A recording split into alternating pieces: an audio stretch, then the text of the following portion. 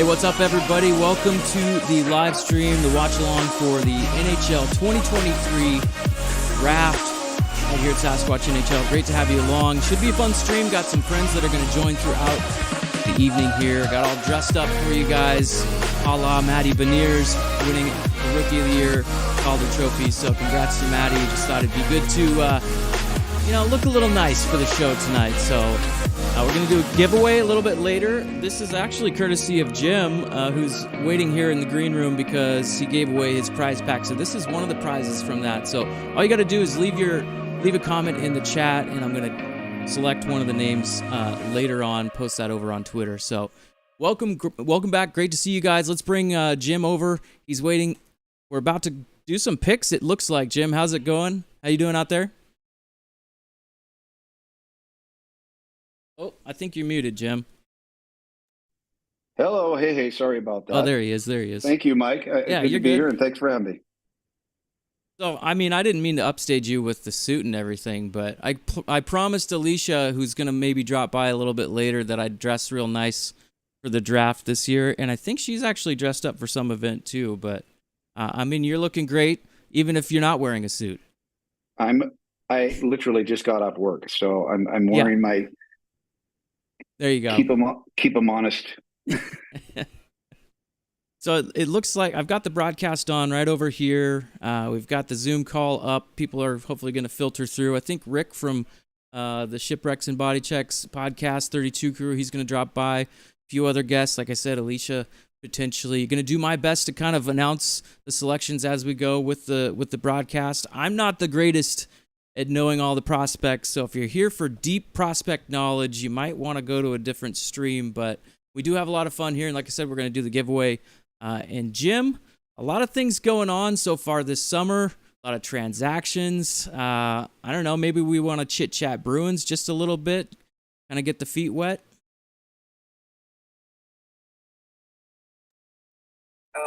We don't need to talk about my Bruins because they're not doing much, to be honest with you. If they could just sign Bertuzzi, I'd be happy with it. But frankly, they have no cap, and I don't know what they're going to do. And I'm ready for rebuild. It doesn't matter.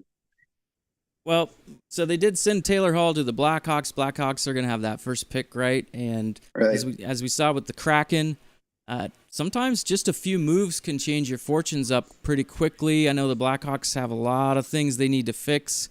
But you get Connor Bedard, you bring Taylor Hall in, some building blocks, maybe a little bit of a cultural shift in Chicago. So, I don't know. It's going to be really interesting to see what happens with the Blackhawks this year.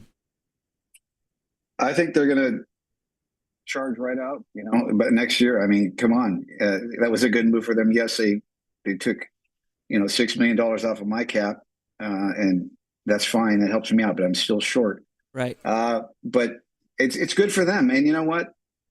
Two guys literally could make a difference over there. They're all young, and they're not probably done either. So sounds like the Blackhawks are just about to be on the clock here. Say hi to a couple people in the chat. Donnell, one of our regulars, saying, "What up, man? You looking sharp? Haven't seen you since your Kraken was gone." Yeah, I took a little bit of a break. I've been dealing with not really an injury, but I've been having some issues with my neck and shoulder, so it's been good to kind of get off the computer a little bit since I'm on it a lot for work as well. But yeah, a little break after the Kraken were eliminated, and yeah, it's good to be back. So thanks for being here, Donnell. Joshua also says, who's going at number 20? Oof, good question. I think it's going to be a defenseman. That's just my guess. I don't know name-wise exactly who it's going to be, but I feel like the Kraken are going to go for a defenseman. So that reminds me also, if you guys want to hit that poll question, what positional player do you think the Kraken will draft today, forward or a defenseman? And if you could hit the like button on the stream too, definitely helps the channel out. Trying to grow it as we go into the future. I don't know, maybe Jim, any thoughts on where the Kraken are going to go with their first pick, positionally at least? Well, boy, I know what I want. By the way, I'm looking at the TV too, but I have the mute on. So if I overspeak here, shut me down, will you? Oh, you're good. Yeah, no worries. So Gary said maybe we'll get to a pick if Gary would shut it. Personally, I'm still looking for goal scoring because I think last year, as incredible as it was with the depth, I don't think it's sustainable. I think it was almost a freaky situation. I want to go with a forward. I want to go with somebody with size. I want to go with a power forward type player. I've been looking at Samuel Honzek, but I have a feeling he's going to go up a few in the position. So he's hanging at about 19 right now on a lot of polls, right in there. Yeah. So I better be quiet because it looks like we're getting close here. Yep, we are getting close to that pick. They're bringing all the dignitaries, all the important people up onto the stage for the Blackhawks. This is a pretty big moment for a Blackhawks organization that's been through a lot of turmoil and controversy, maybe kind of starting to hopefully turn the page a little bit, address some of those issues. I know, Patrick Kane moved on here this season. So here's the pick. Looks like it's coming in. It's not going to be a surprise. I don't want to get ahead of it, obviously, but I'm pretty sure we all know who it's going to be, right? It'd be a pretty big shocker. Got ahead of it. Yeah, it'd be a pretty big shocker if they didn't go with Connor Bedard here. And announced an amazing trade. It'll be good to see Taylor Hall get to kind of be a mentor, in this role with the Blackhawks, if it is Connor Bedard, but there it is.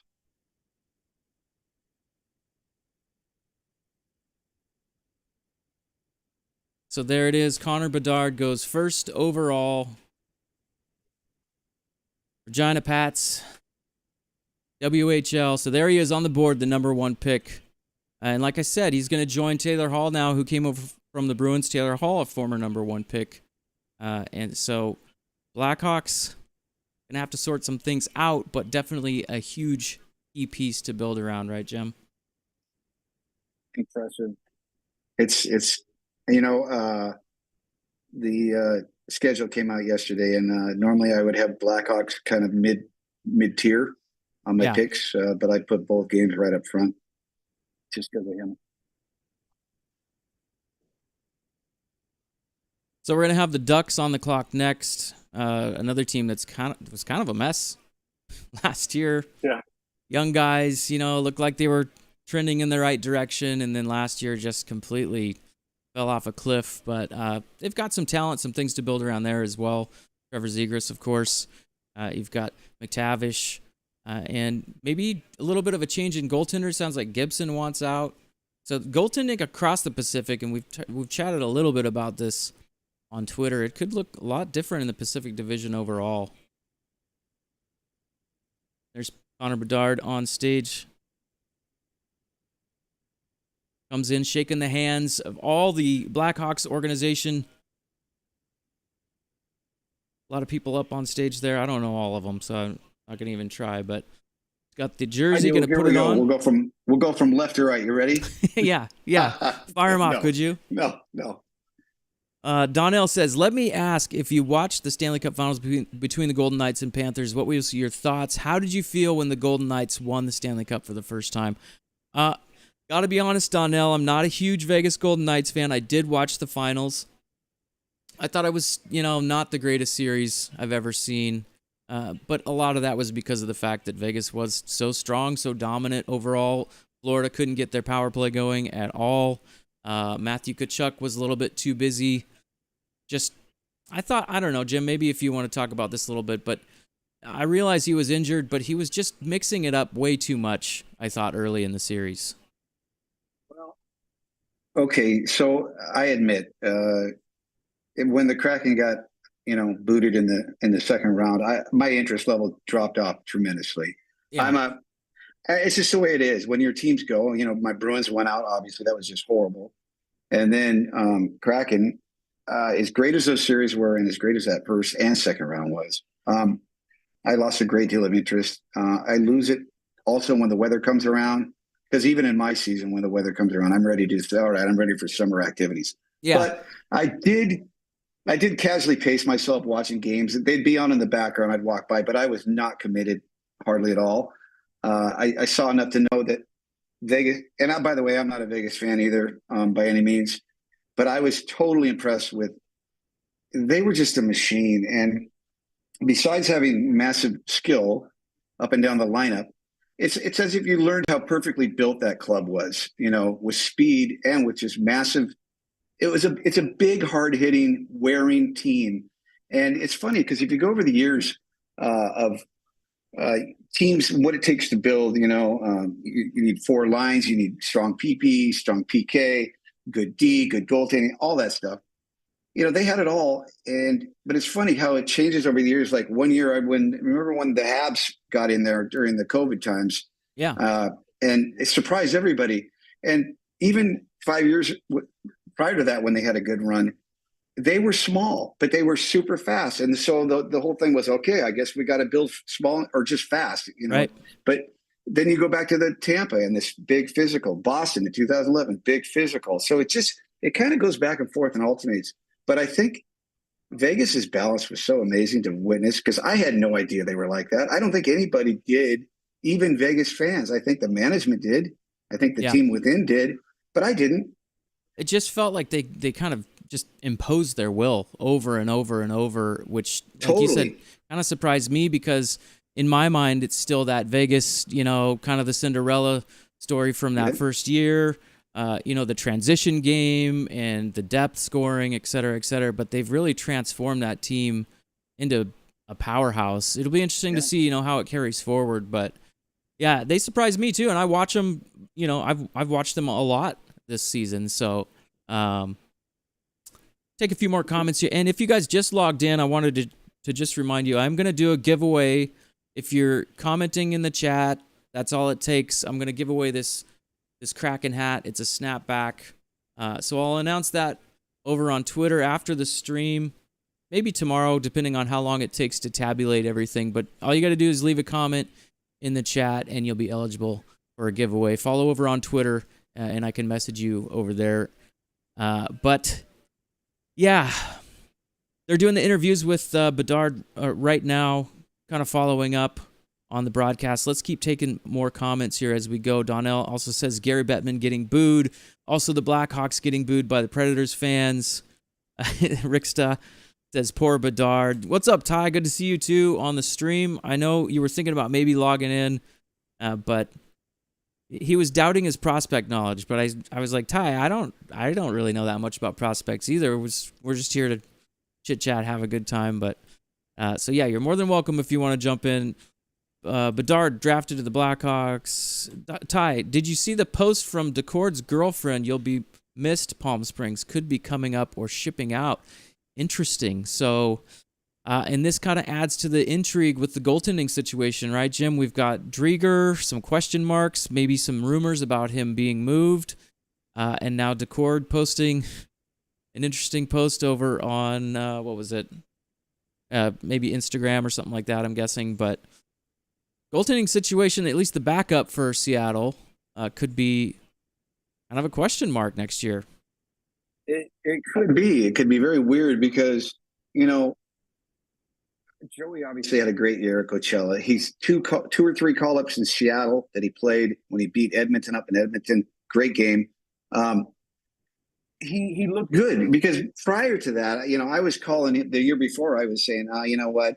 I just feel like he's at that perennial, AHL goaltender type thing. Yeah. Just because I know, the numbers don't lie. And then when he pulled those two games and the numbers got up and he looked good, but thankfully Jonesy brought us those 25 wins earlier, whatever. And then Grew really, Grew really got going and had that great last 6 weeks of the season, kind of solidified everything. But as you know, that can just change next year like that. Right. Yeah. And so you got to always think about that. And it's so important to have a 1B, or a 1B that can log, almost 25 games at least. Yeah. And so let's just say Joey goes, okay, what are we going to do? And the Drieger thing, that contract's a little, after that injury is kind of sketch, right? Yeah, and you don't know how healthy the knee is going to be, right? That was a pretty devastating knee injury in general. Yeah, here's your number 2. Leo. By the way, his stock totally traveled about 5 picks in the last 2 weeks, this guy. So there's the number 2 pick. Yeah. Leo Karlsson. His stock rise quite a bit. Get the graphic updated here in the background.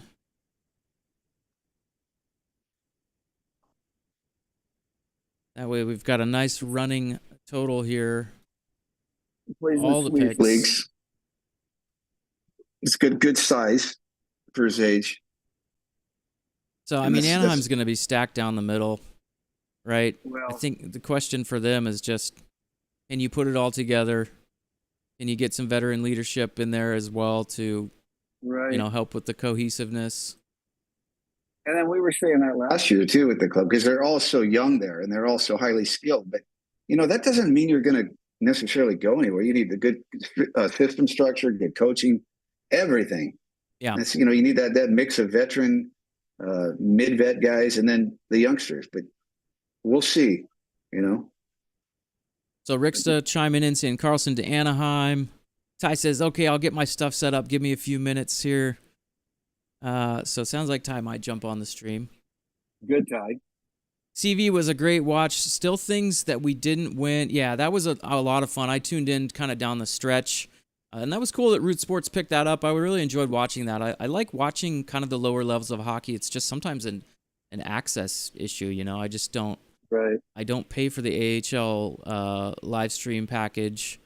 Cranked Up Consulting. What's up, Alicia? Thanks for listening. She says, sitting in Mercer traffic, but I'm listening. So Alicia was potentially going to log in. We'll see. But that's great to hear from you. Glad you're listening on your commute home. Traffic's been crazy bad. I was over in Seattle on Monday, and it was pretty bad traffic. Yeah. Ty said, finals were crazy boring. I was thoroughly entertained by Coachella, though. Game 7 into overtime. Yeah, what a riot. What else could you ask for? It was, I was on the edge of my seat for that whole game. Really incredible hockey. I feel I had the... Yeah. I had the AHL package stream or whatever, and I really enjoyed that. I was using that in the first couple rounds, and then as we got to the end, I was using the TV. And as great as that finals was, the one beef I had was that, and people started talking about it on social media about that cameraman angles were just horrible and delayed. Yeah, it was a little tough, but whatever. It was just nice that Root picked up and contracted that out because think about that. Try to compare that to what the Mariners would do. That would be like, even though the Rainiers are local down here, that would be the same thing. But imagine them being out of state, 1,500, 1,200 miles away. That's a huge thing to do. And it was the talk of the town as well. I mean, people were tuning in. People that picked up on the Kraken run and were totally into that. And new fans, for the most part, were like tuning in. I mean, that's pretty amazing. Yeah, it was a little bit unfortunate with, the main camera was a little herky-jerky, but I think maybe they weren't logistically set up the way they normally would be for a bigger broadcast. Or I don't know what happened there, but a lot of people were all over it, hammering them on Twitter a bit. But sometimes, I don't know, doing a live production can be a little tricky. Maybe they weren't set up properly or something like that. But it was rough. The AHL is really set up for computer, to be honest with you, with their setup on the HD. But, I'm going to add before I forget, let's not forget that Connor Bedard played with Riker Evans. Right. In Regina for 2 seasons, basically. So that's kind of cool. Yeah. Cool connection there. And we'll have to see how he fits in with Chicago. I'm excited to kind of see. I know not a lot of people are real high on Chicago and that organization, but as far as, seeing how they turn the page and how they develop forward, I'm kind of interested to see how that all goes down, Yeah, I mean, it's a whole other. Take a few more comments here. I'll go. Sorry, I missed a few up here. Donnell said Bedard was wearing number 98. I missed why, so you'll have to fill me in the chat. Also heard the finals between the Knights and Panthers didn't do well. No, it was one of the worst rated finals for many years. Yeah, it was. So that's not good news for the league. Hopefully they can address that. Could be because it's on cable. It's hard for people to tune in that don't have cable.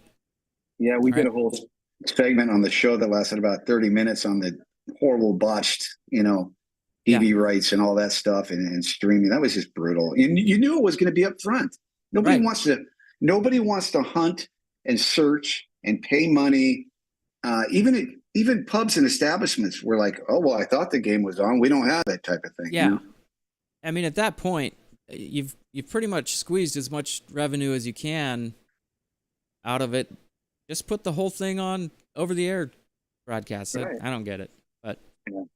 Ricksta said I had zero interest in the finals, plus being on TNT forced that hand. So, kind of echoing what we're just talking about.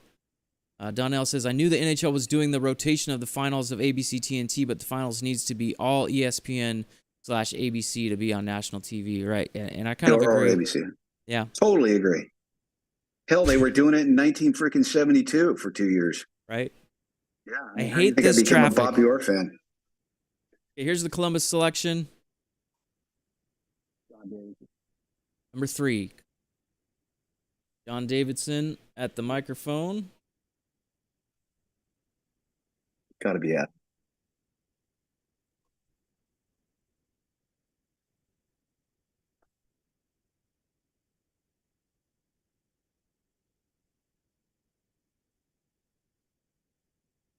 Just kind of listening for the pick here. If you just tuned in, thanks for being here. Hit that like button, vote on the poll. And all you got to do win the giveaway is There he leave is. a comment. And this is the giveaway. There's the selection. It's going to be a good player. Adam Fantilli. Nicole and I, Lady Squatch, we were going to do our pronunciation video again this year, but we kind of ran out of time. But honestly, a lot of the names aren't too hard to say anyways, so maybe it was a good year to skip that. I don't think I ever saw that. Is that where you just guess what the pronunciation is, or what? Yeah, so I kind of did homework ahead of time, and then I would have Nicole read the name for the first time. And basically, we went off of, I think it was the TSN mock draft list last year, and it was kind of funny. She was having a little bit of a tough. I was having trouble with names that I knew how to say as well, but so Fantilli goes 3rd, and pretty much in lockstep with what people had predicted so far, right, Jim? No surprises yet.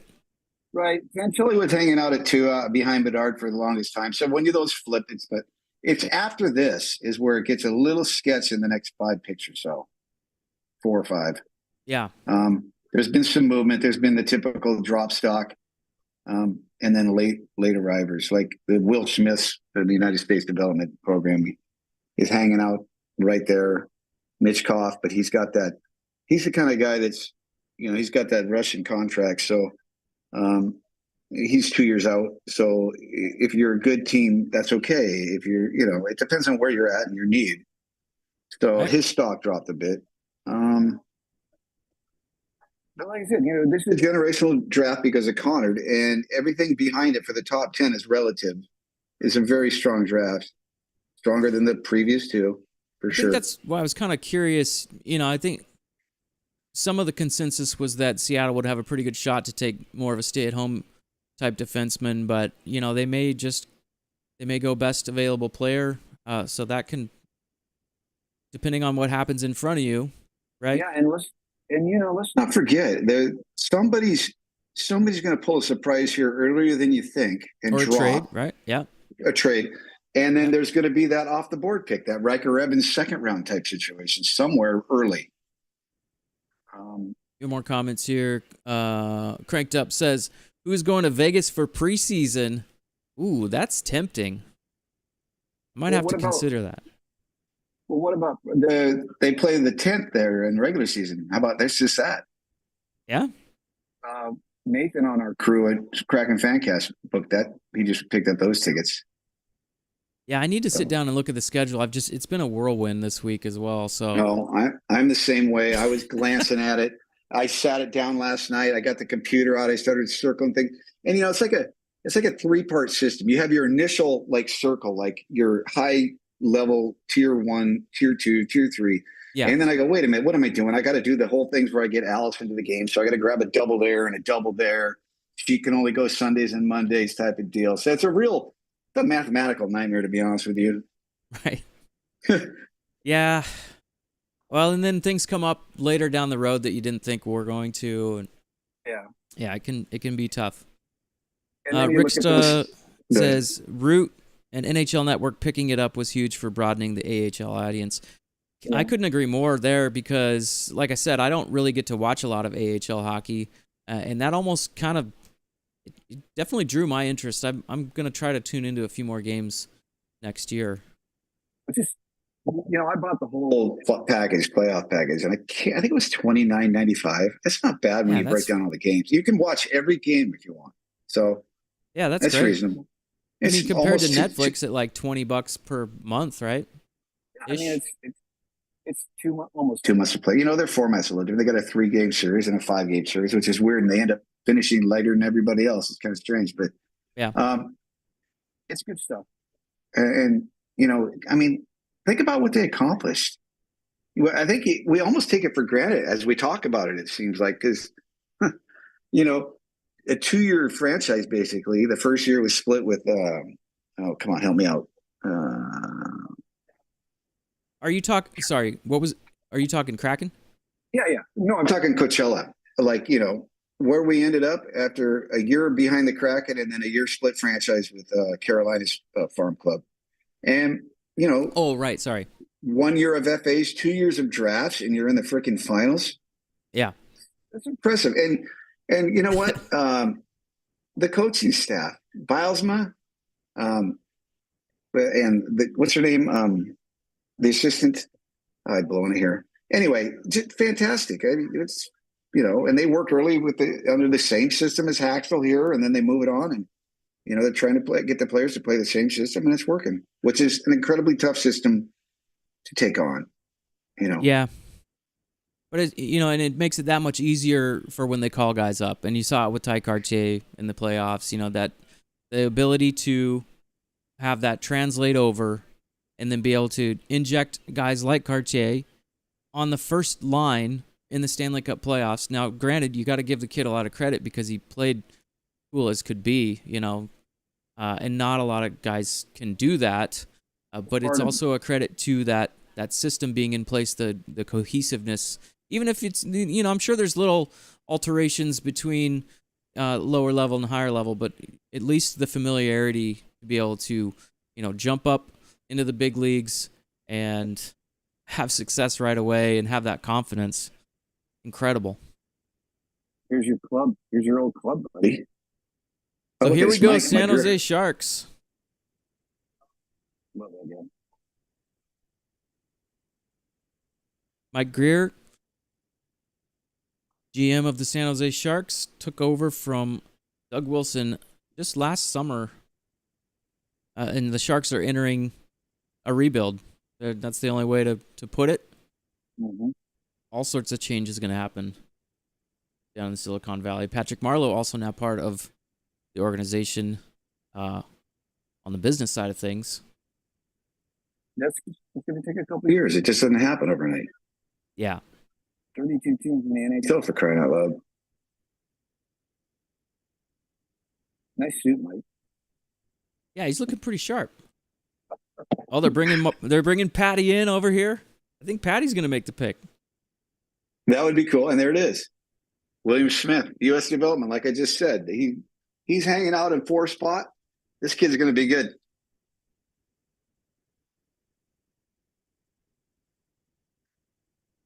A little bit. So Smith goes to the Sharks, and that's still pretty in line with projections. Yeah. The kid's a bona fide sniper. 51 dingers, 60 games. He's going to be good. Pretty high-powered. USA born. Yep. And I'm sure he's heard a lot of jokes about the musical Will Smith. Come on, that's too basic. Knock it off. Yeah. Do you think he's going to go on stage and slap somebody's face? Oh, here we go. That'd be a really bad move. He wouldn't do that. But yeah, the Sharks, we'll see how it goes in Silicon Valley, but oh my goodness, is that Ty Jacobs? Hello. What's going on, Ty? You hear me all right? Yeah, coming through good. Can you hear me? Yeah, I hear you guys fine. All right. Well, you want to hit us with your thoughts so far? I mean, there's been no surprises. This is pretty much 2 script so far. Yeah. Can you hear my skate dryer in the background? You hear like a whoosh? I can't. I don't have headphones on Perfect. right now, but I also have a Cool. fan on. So if you can hear that. Yeah, I just got back from a skate, so I wanted to make sure it's not too bad. If anyone out there watching is unhappy with Ty's audio, let me know in the chat and we'll kick him out of the stream. Yeah, just DOS boot. I can shut it off too. It's not that big a deal. We've had to kick Ty out of a few other things sometimes, but I have no problem doing it. Sometimes, you know, got to give the tough love. Yeah. By the way, yeah, the Ty, draft. Yeah. You're not eligible to win the hat. Oh, come on. I've been commenting, bro. Jim, this could have been yours, but you said you didn't. You know what? I got enough stuff, Mike. You know that. Yeah. Hey, Yeah, I know. And I just really enjoyed playing the game all year long. I took it very, very seriously. I actually would get pencil and paper out and look at the study sheet. I know it sounds kind of weird, but I don't know, man. It was a pretty good year and it was fun, and I can't wait to do it next year. Yeah, it was a lot I'll of tell fun. you what, though, towards the end there, man, I was down, and then I had to crawl back. I know, I got so close. I was worried because as the person tabulating it, I didn't want to mess up. So you were kind of auditing for me sometimes. Sometimes I'd ask Ty if you remembered this or that, but and that auditing became brutal to do too, because sometimes I would at least double check, and I would have to go back in threads, 3 games deep, and you'd always have postings of other stuff in between those games. Yeah. I'm like, oh my God, is this really worth it? Oh yeah, what do you got to do? What are you going to do tonight? Just do it. Definitely. So they're interviewing Mr. Will Smith here, the newest member of the San Jose Sharks. I love that Emily Kaplan is on this broadcast because she's awesome, I love that gal. By the way. She is my favorite female TV hockey analyst. Ty, they're all commenting on your microphone. Rick was giving you... I turned it off. He was just joking. He's just joking. Yeah, you better turn that burner off, man. I might get hot. Ty, why didn't you get all dressed up? I thought that was the plan. Do you want me to get dressed up? I mean, you're looking sharp, but just... I'm looking like I just got home from a skate. Well, so I started the stream on a phone call with Lady Squatch. The little one's having a little check on her little MRI action on her wrist, and it doesn't sound like it was a great result. So I think they were looking for me to make some decisions, but I'm not there. I was there Monday, and then we switched. And so yeah, hopefully I'm not in trouble when they get home. I don't know. I know how to if it was code, I could probably fix it. But as far as like soft tissue injuries, that's not something I can do. No. Yeah. So if the stream ends abruptly when they get back, it probably means I'm going to be on the shelf a little while here. So tucks and tails. I think the shoot is going to soften the blow a bit. Yeah. Well, I am wearing shorts though, so I. Yeah. All right, here come the Habs. Yeah, Habs on the clock here. I think most people are expecting Michkov to go next. If I'm not mistaken, I think he's the one that's tied up in the KHL deal. Is that right? Yes, he is. Yeah. 2-year minimum, I believe. So, if you're looking for an instant impact, probably not going to get it from Michkov, but we'll see what the Habs do here. Again, another team. All of these teams, the first 5, 6, 7 picks, just not sure about these teams just yet. It was way more fun last year at this point. Yeah. Well, that's because we were involved early. Yeah. That 4th pick. Wow. All right. The selection is in. There's a slew of wingers coming down the pipe here. A lot of them. Yeah, it's really, really forward heavy draft. Wait, did Mike Greer start by congratulating the Golden Knights? Yes. Oh, even the Sharks congratulated the Golden Knights. I don't want to. I was gonna say I don't want to spoil anything, but you're all watching it anyways. If you're on the stream, you're probably watching the draft. So, all Okay, here we go. right, here's the selection. Gary. Carey Price announcing it. Maybe. Uh-oh. Oh, Linebacker. He's down there a ways. He was projected around number 10. Yeah, he moved up. So he's a right winger, decent size. Reinbacher. So Carey Price had a little trouble getting it out. I mean, he's a D. What am I saying? All right. Update the graphic.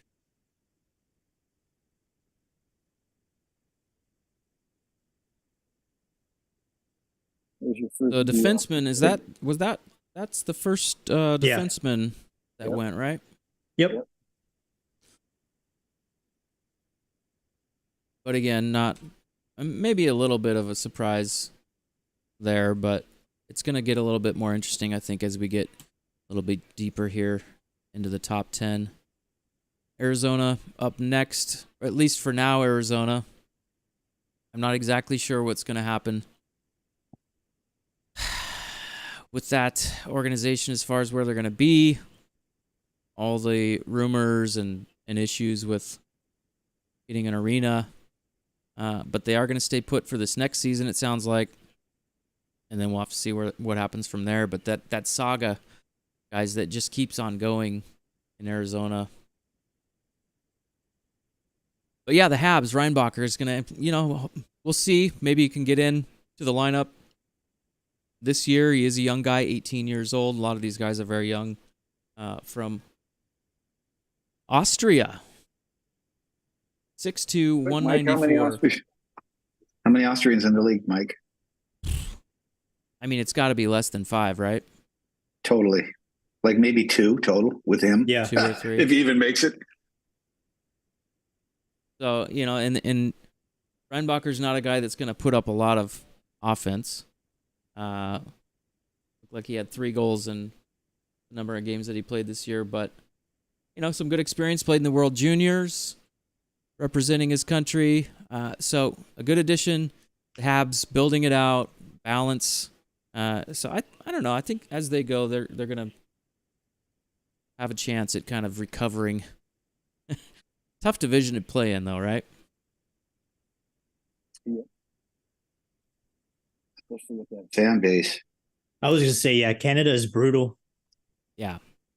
Tough place pressure-wise. Maybe Toronto's up there. I'm not sure. Maybe 1A, 1B with Toronto and Montreal as far as pressure being a player.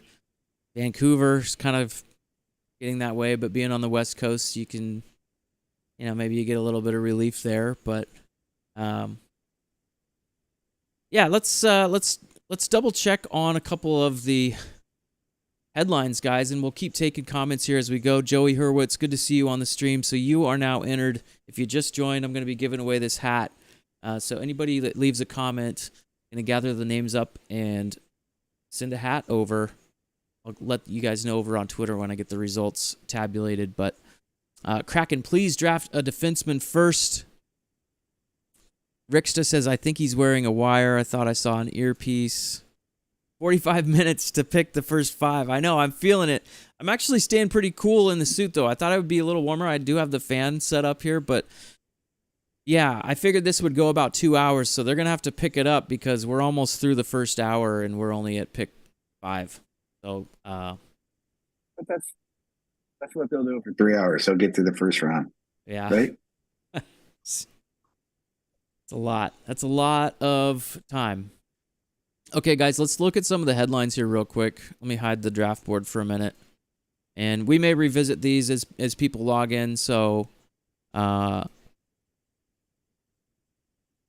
1 on the list there that just happened, it's Timo time, Ty. So it's an 8-year deal. I think it was 8.8 8 million? something, yeah. Yeah. I mean, the Devils really locking a lot of guys down long term. Those are some pretty big bets, Yes. but also some really talented guys. Timo, he can be streaky, so I'm kind of curious. Any thoughts on this one, Ty? And then Jim, you can respond. I didn't really watch too much with him playing with Jack. I want to see how he mixes it up with the boys. I think team chemistry is a big important factor also. But Timo, I mean, we've watched Timo for a long time. We know what he can do. He's a pretty consistent point getter. So I don't know. I'm not sad he's going there, signing there. Yeah, and even just like the short amount of time that he was there, it's hard to get a good assessment of how he's going to mix and blend in with that team. So kind of agree with you on that side of things. But I don't know, Jim, if you're familiar with Timo, but what are your thoughts? Like the first thing that came to my mind is exactly what you just said, though. Like, we can't judge him on what happened there in the last sixth or whatever. It's going to take a while to fit into this system. It's different. And there's a lot of talent around him. Plus, they just picked up the Foley. So watch out. I mean, they could do some serious line combinations here. Look at them on paper now. That's some good talent. Yeah. They're going for it. They got spanked by, in the playoffs there. And then I think everybody's expecting them to probably maybe go a little farther. I don't know.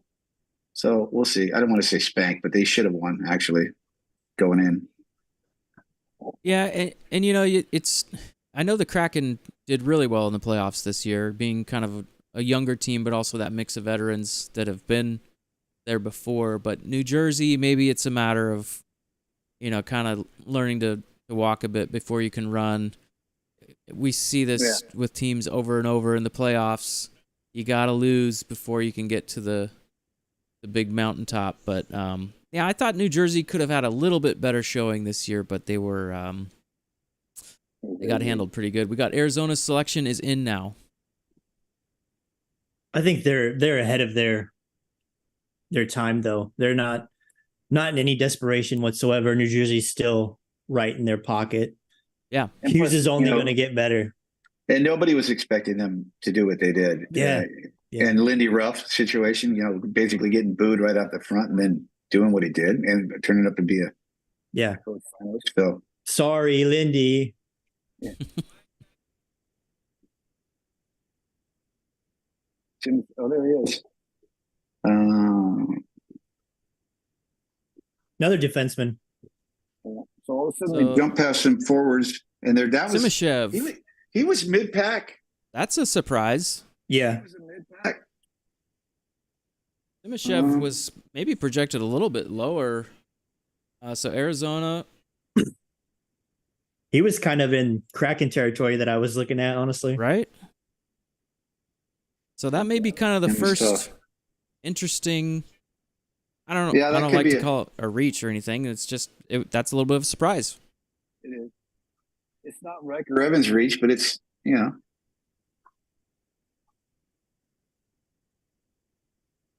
Dmitry Simashev, Russian, obviously, if you couldn't figure that out from the name. I love watching the guys get picked and the reaction, all the commitment, all the hard work, the family, kind of gathering around. He was I love that. Cool to see it. Me? Really? Oh. Yeah. Okay. I'm not sure I don't have the specs on his size in front of me, but he does look like he's a pretty tall, burly dude. I know that he's more of a stay-at-home defenseman. Not going to score a whole lot. Yeah, he towers over everybody in that line, so. Yeah. He's at 201 for a young, and he's slender. He's 201. 6'4", 198. Yeah. Yeah. Oh, get the list. Are we going to talk about Dubois? There we go. Yes, that's on the list as well. Okay. I have a buddy at the rink that's an LA fan, and I was like, so what do you think? And man, was he excited. Well, yeah, let's dig into that a little bit. So I think I posted this on Twitter. I think I said something like, as good as it felt for LA to be headed in the right direction a year ago, right? Now it just kind of like this year just they were struggling with goaltending. They were struggling with scoring. Just a lot of question marks. Just kind of the vibe. Todd McClellan vibe wasn't great. And so you figured some moves were going to happen. So they send 3 guys, decent players, right? I follow. I'd have to bring up the list here, all the guys that were involved in that trade. So Pierre-Luc Dubois comes across and signed, again, another 8-year extension. I think it was 8.5, 8.2, if I remember right. But my goodness, what a change in LA. And Pierre-Luc Dubois, great player, but I don't know. I'm not sure. Is it going to work in LA? Because it seems like sometimes that's the type of player they don't always just click. That makes sense. Yeah, definitely. I don't know. I'm not excited to see him in the division. Definitely a solid, good player, big player. Maybe when the senior, like Kopitar and those guys are heading out, it'll be his team. Fresh off the Lady Bing Award, Ansi Kopitar, which very easily could have been Matty Beniers as well. But and just real quick, Ricksta saying NHL really needs to learn from the NFL. This is pretty boring compared to the NFL. The first round will be 5+ hours. I hope to God it's not, because I'm not going to stream for 5 hours. I'm not. Well, maybe I will. I don't know. We'll see. I see what he's saying overall, but as far as the layout with the teams down on the floor like that, I'll take this over that stupid show of the NFL with just a bunch of, hooping and hollering. I don't know, man. It's just. There's got to be some balance between entertainment and formality, but. I mean, it's going to start expressing here, and then tomorrow it's going to fly. Yeah. I mean, this is the way it is. I can guarantee you the 2nd, 3rd, 4th, 5th, 6th rounds are better in this than they are watching the NFL draft. And the players have a better chance as well. Alicia says, you're all helping my time in traffic not sick as much. Gracias. No problem. Glad we could help putting in the work here on the channel. Like I said, I wanted to, Ty, I don't know if you were here for that, but Nicole and I wanted to do the pronunciation guide, but a lot of the names this year were pretty easy. And then we also ran out of time, so we didn't do that. I mean, but you got a little bit of stuff going on with the kiddo, I guess. Yes. I mean, nationals, blah, blah, whatevers, Yeah, travel, all that, and work for both of Florida. Us has been crazy. Yeah, no kidding. Yeah, that's rad. But we are going to be doing some retro hockey game battles here throughout the summer on the channel, and I'm hoping to get you guys involved in that as well. I know, Jim, we've talked about having you out. Maybe you and Chris come out for a day or whatever, and we do something like that. But just kind of keeping things going here on the channel throughout the summer. I usually take a little bit of a break, step back, just because throughout the season it's it's busy, and I like to enjoy the nice weather, just like we all do. Hockey overload, right? But Philadelphia on the clock here. The new Flyers are on right now. Check out that color. You mean the Flyers that'll never do anything? The new color. Yeah, one of my good buddies is a Flyers fan, and I'm just like, why do you hate yourself so much? Yeah, that's tough. That's like rooting for Buffalo. Yeah. You have Hasek in Buffalo. I guess you had Lindros and Flyers forever ago. The Philly about to make their selection here at 7th. New press, too. Keith Jones, new GM. New president of hockey operations. Always like Keith Jones. Yeah, he doesn't have like this huge, exciting voice or anything, but he's always real steady, great information. Oh, look at Daniel Briere right there. Yeah. Man, I remember watching Keith Jones all the way back to the Outdoor Life Network or Versus days. God, remember that. OLN Versus. There's Mishkov. Now he goes. Yep. So KHLer, yep. Drop a little bit. But that was projected all because of patience game. So Michkov goes at 7. St. Petersburg, KHL. this guy could be good. No, I know. Got to see a few highlights of him on some of the scouting reports and such, and also nice suit. Yeah, I was about to say, like, we're finally seeing some color. I don't see any like wicked fedoras or anything out in the crowd. So I mean, I feel like I need to Nelson's step still up holding the my bar game a high. little bit. Seeing that He was dressing like he was going to get drafted to Arizona. yeah, really, seriously, yeah. Oh, he took the jacket off. Yeah, they all have been. Fair enough. You got to put the jersey on, right? Yeah, somebody waiting there to take the jersey or give them the jersey.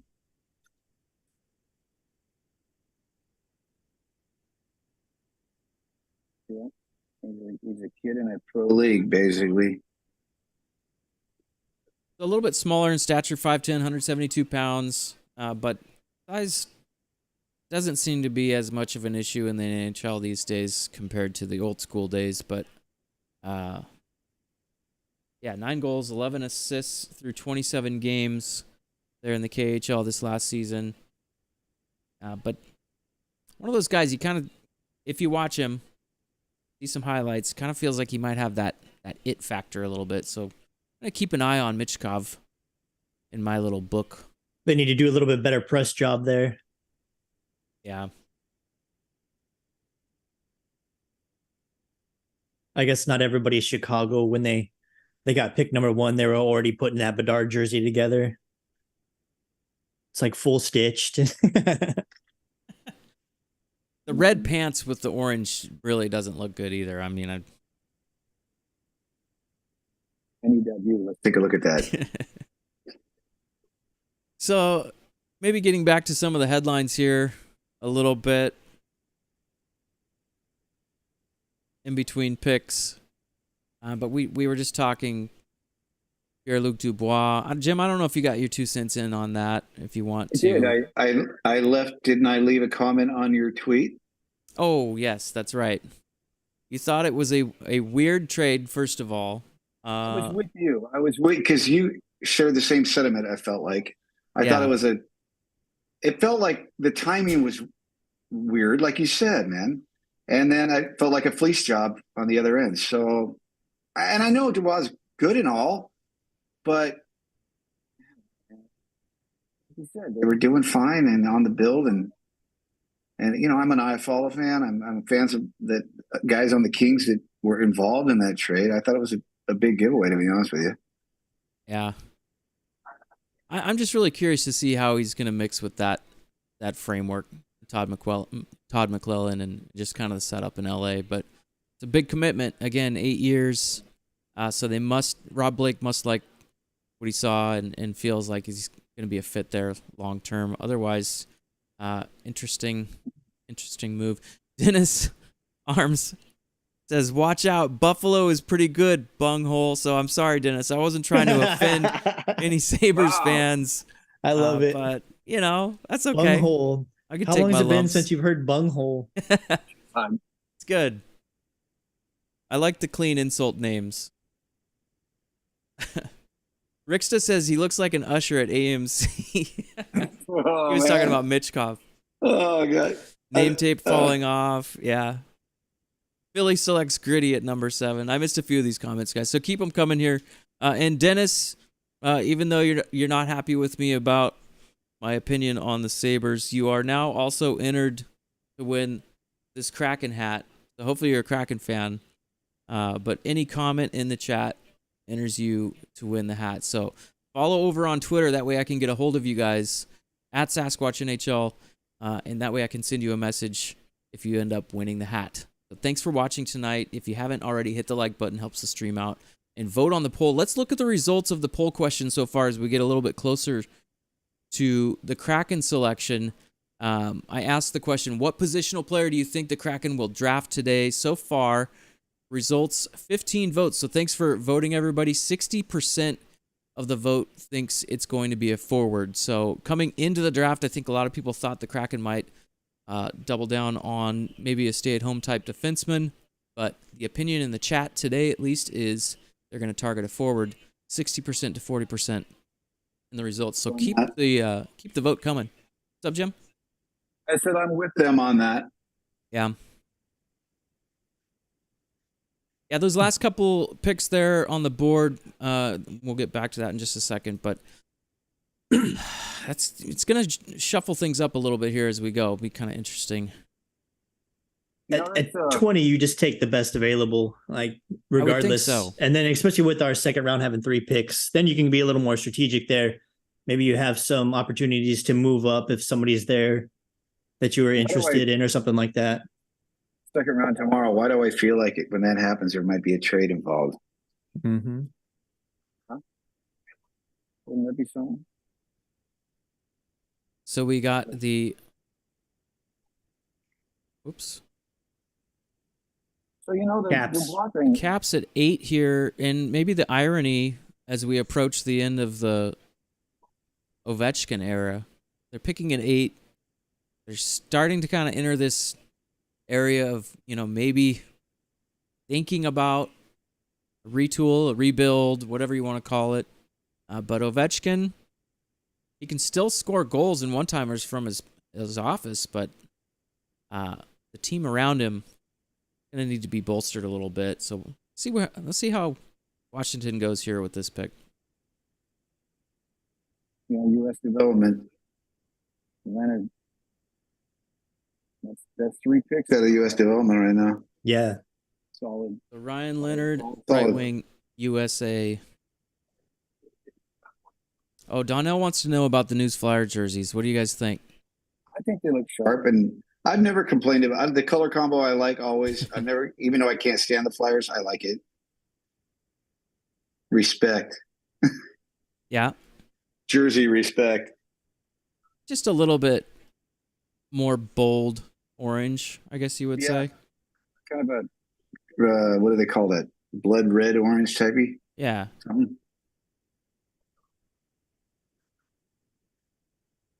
Oh, Alicia also says she was going with old school insult names.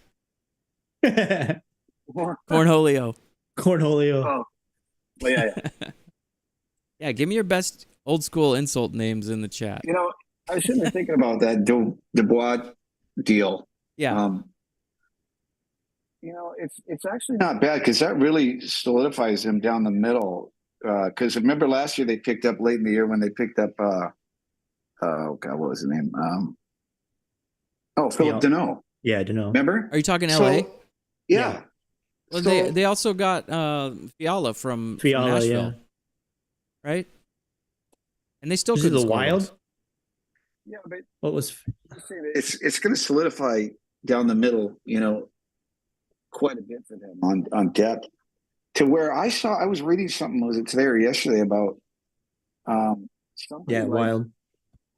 Somebody like Quentin Byfield could be moved into a deal. And he had a lot of promise. His production numbers aren't outstanding, but he could be he could be a target for somebody.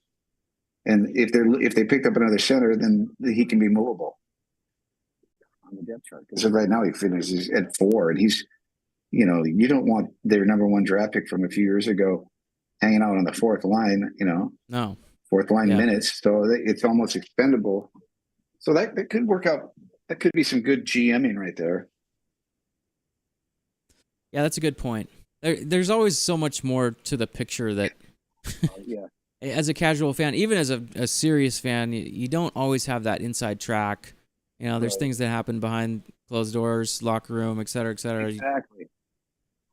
And that's why I try to think like Ronnie. Right. Let's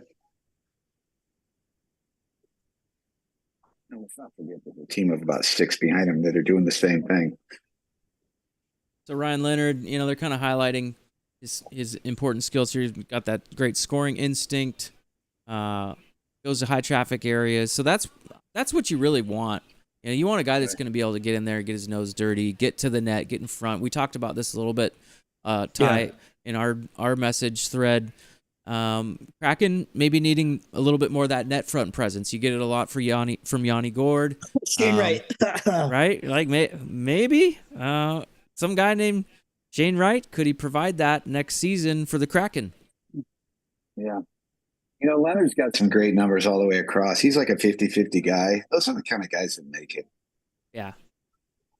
His size is a little small, but whatever.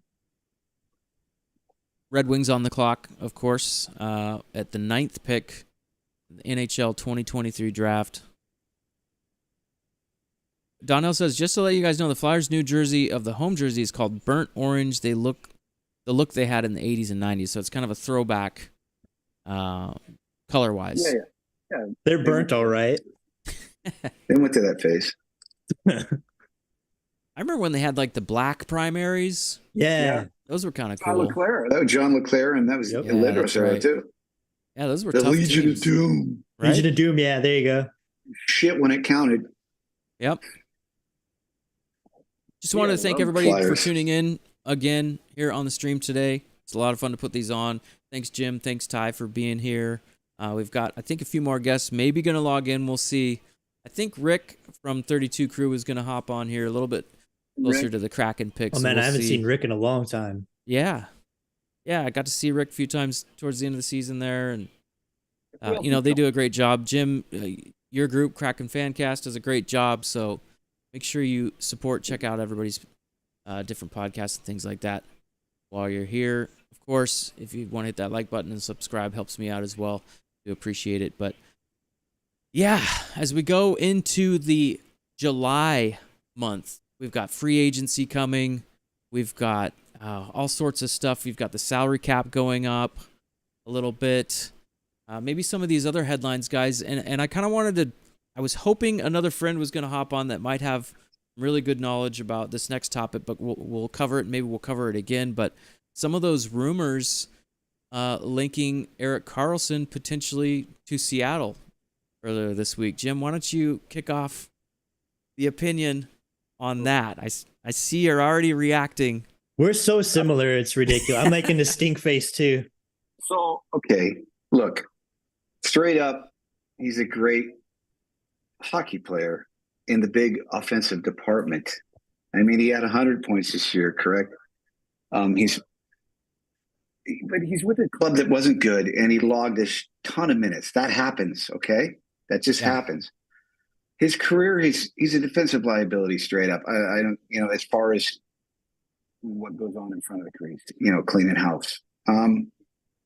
He's a great PP guy. He sees the ice well. He's going to get your points, but he's much better served on a team like that than he is, into my opinion, in a hack. I was blown away that rumor even started, to be honest with you, because I tried to picture some pairings and stuff. He's going to have to be with a stay-at-home D. Right now, you look at the D we have; it's pretty darn good for year two. Yeah, it can be worked up some more. Riker coming in next year. Yeah. I like Ty Nelson down the road after that. He's going to surprise people. So in my head, I'm thinking, if anything, we need a defenseman to look at. Another Adam Larson type player, right? Yeah. Yep. His retention of his salary would be absolutely suicidal in this team in the second year for you going into your third year rebuild, or not rebuild, but to build a club. It'd be like, what are you doing? You're going backwards.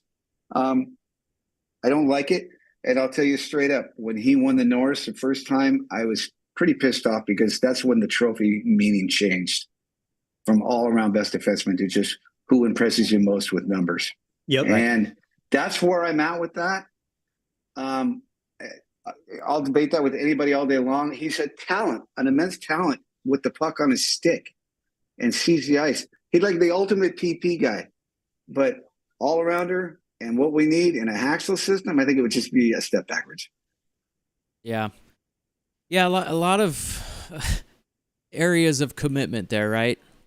Age, salary, pairings, like you've said, and not to take away from his dynamic nature and offensive prowess. And, he can definitely play defense too. So, Ty's got the goal light on. Yeah. Did you score? Thanks, Jim. I got one now. Did you hit it? Yeah, I muted my mic though because it's crazy loud. I love it, man. It's so good. This is the lowest setting. It goes way louder. You have no. I've had mine for probably it's I think mine's first or second generation, but I've had it for at least since 2012, maybe. You never it never surprises you. I mean, it always surprises. It's like I get freaked out all the time in my house. People do because it showed up for the damn goal 2 days after we lost Game 7. I was like, no. Oh. So now I've been waiting and waiting for the season to start. I need to get one too. I'll put it right back here. Maybe I'm crazy stoked. It's such a joy. Detroit got their pick in, by the way. Nate Danielson from Brandon of the WHL Center. Wheat Kings scoring a lot of goals and assists for the Wheat Kings. Most points by a Wheat Kings player since 2018-2019. So the kid knows how to find the back of the net. Great on the rush. Just skilled kid overall. Interesting to see how his game adapts to the NHL. I'm not sure that he'll be. I don't know if he'll be in the league next year. We'll see how that goes. But yeah, St. Louis up next here at pick 10. And this is an interesting pick because they are obviously in a build mode again. They've had a very brutal season last year. A lot of people aren't happy back there. And I was listening to a lot of draft analysts today on NHL radio. And a lot of the analysts were really curious what's going to happen here. Yeah, really interesting. There was even some talk, maybe, trade here and there with there where was. they're at positionally. But, I mean, Steve Yzerman knows how to build a team. It just feels like they've been stalled a little bit where they're at. Maybe some guys haven't progressed the way they wanted to. Retooling a little bit. So, yeah, maybe Danielson's going to be that step forward for this Red Wings team. I mean, I wouldn't be sad to go play for Yzerman. No. That guy haunted my dreams as a young hockey player. Grew up an Avs fan, so rightfully so. And you can see there, if you got the TV on, this kid, first across the board for goals, assists, points per game. Power play goals. Whoops.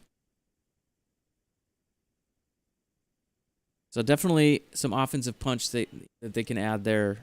But, with all these young guys, you don't know if it's going to be an immediate impact or a year from now or 2 years from now. Kind of have to see. It feels like Detroit kind of needs to make a move now. They haven't made the playoffs in a while. Alicia chiming in saying, I like that Detroit pick. Yeah. So maybe this will be kind of the, stirring the drink a little bit to get some more offense going in Detroit. Alicia's my Detroit girl. We have an inside joke. I don't know. Again, she was hoping to be on the stream, but I know stuck in traffic, so it happens. There's traffic in Seattle? Yeah. No. I was over there Monday. It was bad. I'm not exactly sure if it's always that way, but just felt extra bad this week. Are you usually gonna only make it to the airport. The camp? Sorry, what was that? Are you gonna go check out the camp? I'd like to if I'm in town. Oh yeah, you don't even know if you're gonna be in town? Depends. We'll see. It's like next week, isn't it?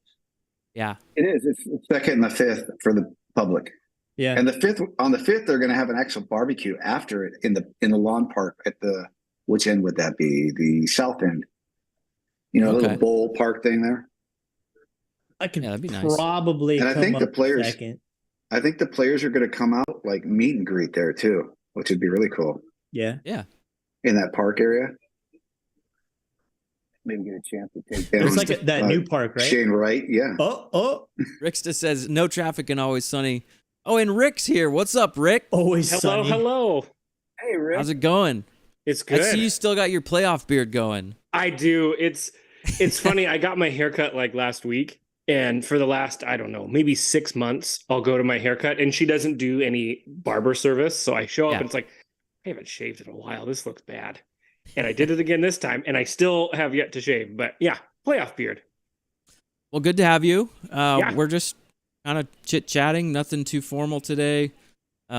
St. Louis just made a pick, Dvorsky from Sweden. Ooh. So let's go back to the board here. That was the 10th pick in the draft. I don't know if you've been watching along so far, Rick, but any thoughts off the top of your head real quick as we kind of let you settle in? I was surprised Karlsson went 2. Well, I mean, solid option, but I figured it would have been Fantinelli. But otherwise, it's pretty much kind of flip-flopped. Yeah, pretty much falling in place as they were more or less expected. I think the other surprise kind of so far was Arizona took Simashev. And yes. So that was another little interesting wrinkle. Yeah. I know that Allison, the other of our media people here for the crew, she was really high on Simashev falling to 20 and potentially being a pick for the Kraken. So him going to Arizona definitely put the end to that. Right. So, I mean, they obviously saw something a lot of other people did. So that's usually what happens. Guys get scooped up a little sooner than some of the other projections think it's going to go. But so Dvorsky, Rick, you got somebody that you're interested in on our pick in the territory? You said what? Do you have anybody you're interested in our territory? Yes, I do. I like Bradley Nadeau the most, but most folks have him in like the mid to late 30s. So it would probably be a little bit of a reach at 20, but considering we're not going to see any NHL playing time for a few years from this spot, I wouldn't mind reaching. I also like Musty, and I like NTN Morin. I think if we were going to go D, I want Morin if he's still there. But those are my 3. Sounds like you are leaning to D. I think so. I could take a winger if they want to, but D depth is probably the only other thing that I guess I would focus on. Okay. Rick, the Ricksta says the crew into house. Yes, so we got the 32 crew, Shipwrecks Body Checks officially represented. Yes. Thanks for being here, by the way. So trying to just bring in all the all-stars for today's stream, but they were already here. I'm just here. The name Musty is also kind of fun to say. So if that's a factor, I mean, I like that. Yes. Oh, for sure. Dennis is back. So Dennis isn't too mad at me. I'm happy because I was dogging on the Buffalo Sabres. Dennis says, guys, great work. Who do the Sabres take in your opinion? So they're coming up here in just a few picks at 13. Not knowing what they need. I mean, it feels like they could probably use a The defenseman. decor. They're solid in the decor, actually. I think the TSN projection said Benson, who's a left wing. So we'll see. But I don't know. Just off the top of my head, I would think Buffalo might want to go defenseman. Yeah, they do have Power and Dahlin as a young core that's going to hopefully be in Buffalo for a long time for him. But you lose Jack Eichel to Vegas over the last couple years, but then they've also seen the emergence of Tage Thompson. But I don't know. They've got some age behind or between the pipes. So, but first round, unless you've got someone who is starting immediately, I don't foresee a goalie going. But right. Yeah, that'd be a big surprise. Yeah.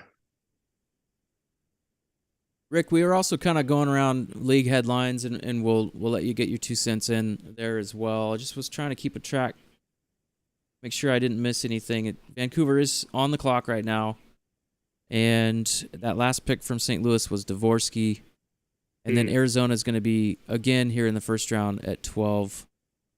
But yeah, let's maybe just kind of circle back. Working backwards even, we were talking a little bit about the Karlsson rumors from San Jose to potentially Seattle, and no one's really keen on that, but if you want to throw your 2 cents in on that as well. It would take, for me to even entertain the idea, the bare minimum would be San Jose retaining all 50% that they can. And then I would even say, in order for me to even entertain it, you'd have to throw in a third team to even cover some of that as well.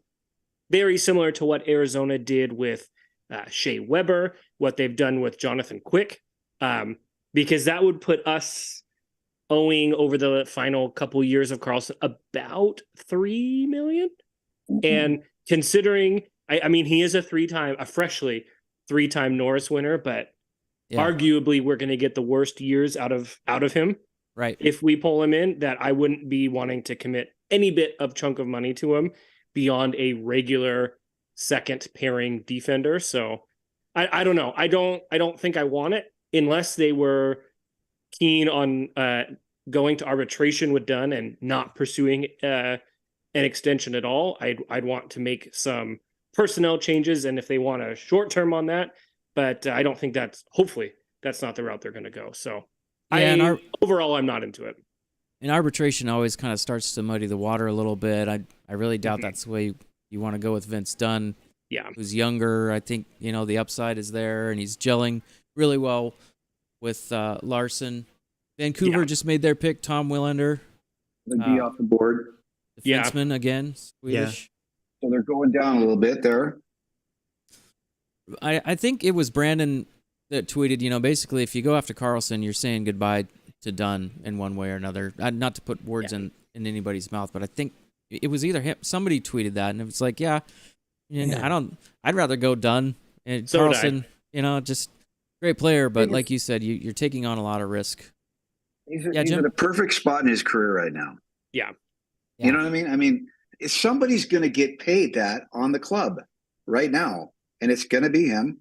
And then next year it's going to be Matty. Yeah. Right. Let Dunn be the first to break the 6 million mark. Really throw shovels and wheelbarrows full of money at Beniers. He'll break 8, and the rest of our 5s and 5.5s and Grubauer's 5.9 will still be in a decent spot, particularly since with this year's cap going up 1 million in the anticipated pretty significant increase next year. We'll have plenty of space. We'll be able to do it.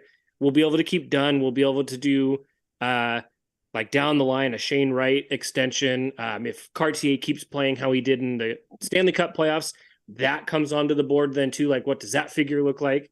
But yeah, I'm fully willing to go anywhere in as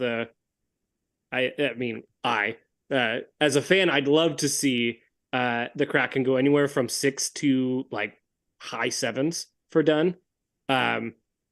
Anywhere in that margin, pretty much saying, you know what, let's not go arbitration because that could get ugly and completely derail any chance of an extension next year.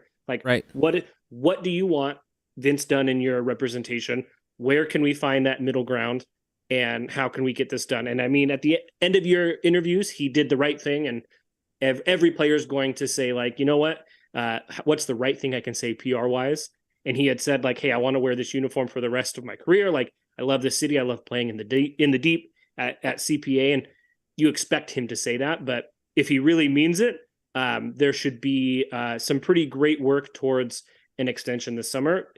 I hope right on the July 1st would be great, and we don't have to deal with any waiting.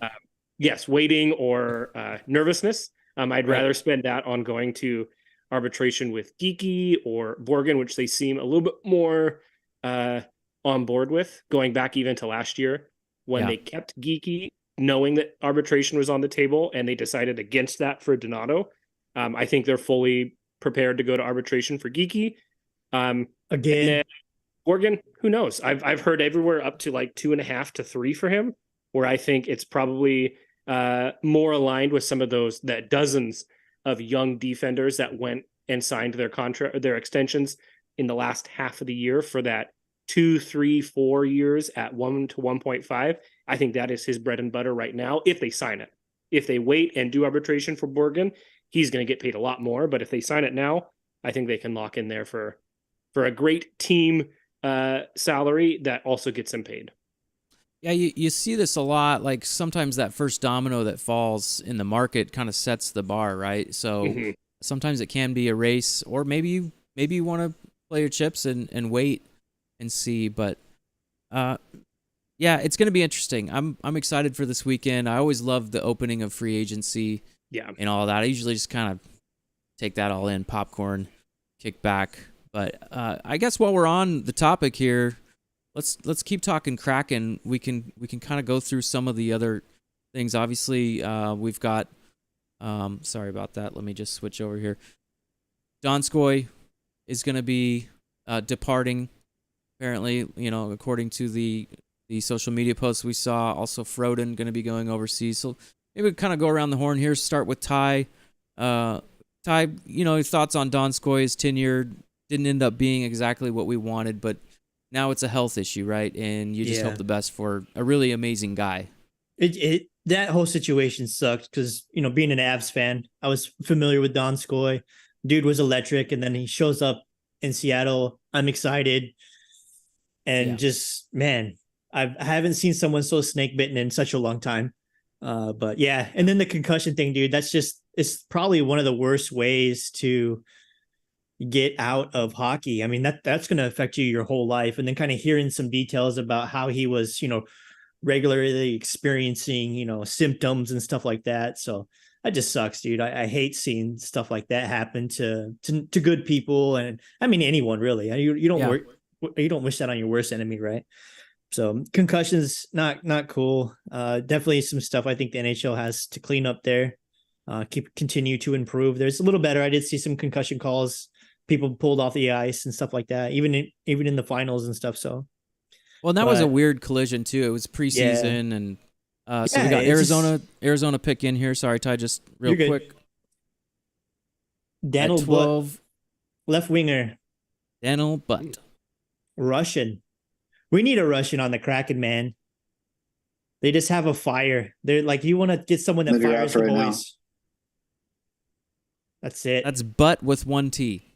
Yeah, Butt. Interesting. So the other item there, you've got Froden departing. Froden. Yeah, I mean, Froden, he did some good fill-ins. Watched him in Coachella. He was pretty productive, but get the opportunity to kind of go play over in Europe. I think it was like was it 2-year, 3-year deal? I believe it was 2. I think it was 2. By all means, man. There's just development. It's more skills. It's more opportunities to play. Like, if he wants to go play over there, by all means. And maybe just a better fit for where he's at, in his point in his career, and maybe the writing, or, maybe they're advising him, like, this is kind of the way forward we see things as far as the Kraken lineup's going to go, what's going to be best for your future. I'm sure those kind of conversations happen, right? I think he's got a bit to go until he's cracking the Kraken lineup again, but that's probably why he's going elsewhere. Yeah. Exactly. I think that's a knowing, and I mean, Froden, like you said, Ty, Froden coming up and doing fine, filling the need for a bottom 6 skater, showed that how they set up Coachella Valley and the Firebirds, and having Dan Bylsma coach down there, creating a singular system across the 2 levels, showed in Froden coming up and fulfilling the need and skating well in his role, but also more so with Cartier coming up, that there's going to be a pretty seamless transition to how they play hockey in Palm Springs and then how they can play hockey up here. And what that does is it creates a bittersweet moment where it's like, hey, Froden filled the need, but then it's like, hey, you're going to bounce around if you stay here, or you're going to play mainly in the AHL, or take a contract, make some money, get featured minutes over there. So he did the right thing by him. And then it just means we make another signing like him, of somebody who's going to fill minutes in the AHL and be a injury replacement when we need it up in the big club. So I just wanted to real quick say hi to Alicia. She just jumped in, not to interrupt you guys, but I think we finally have someone dressed nicer than me in the Zoom call, the lovely Alicia Crank. Thank you for being here, Alicia. Hey guys, sorry I'm late. I mean, Rick, you were close though with the reverse retro. I was, and I thought about it. I was telling my wife, I was like, so I know Mike's going to dress. I was like, I could always do some type of like suit top with, and I'm wearing shorts under this. So it's like, I could always just like pretend like I'm super dressed up. And I was like, nah, I'm going to do jersey instead. Jersey and the HDA hat. That's what I picked. Full disclosure, I have shorts on. I didn't go all out because it's hot up here. It's a Zoom meeting. Come on, it's perfect. Yeah. So the whole reason I wore the suit is because we were joking around on Twitter. I wanted to dress up like Maddie Beniers, who won the Calder. And then I think I told Alicia I would do it for the live stream. And then it worked out that you were coming from a formal event. Alicia, is that what was going on? Yeah, I was speaking at a conference, so I was like, I gotta dress up. Yeah. Gotta, present yourself the right way. I But don't what even wear would suits to otherwise work. be wearing is on the wall, so it just. Ricksta says Alicia's in the house, no pants tonight. Oh, thanks. Yeah, thanks for chatting. Cranked up saying, "Hey gang." So thanks for being here, you guys. We're just kind of going around the horn. We're keeping track of the picks. Nothing crazy, nothing outside of the attire, nothing fancy, but we're just kind of chit-chatting about the Kraken, some of the changes. Jim, I don't know if you want to weigh in too. We were just talking about Froden departing, and also Donskoy probably going to hang him up. I mean, the Donskoy thing, that was super unfortunate, obviously. But, this happens with other organizations. It happened with my Bruins back in the day with Stavard. And the one thing that you like to see is when the organizations step up and just give you all the support they can and put you in the system.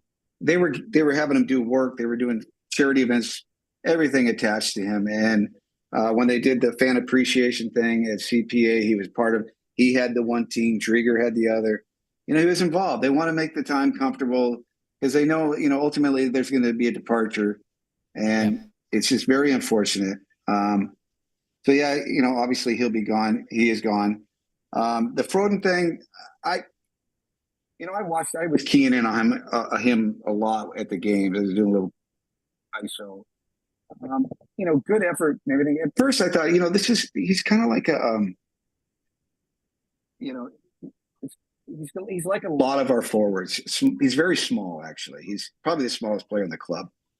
And I've always been, if you listen to the show, I've talked about, we have a lot of, particularly our bottom six, smaller forwards. And it's a problem, actually, over time. They get worn down and grind.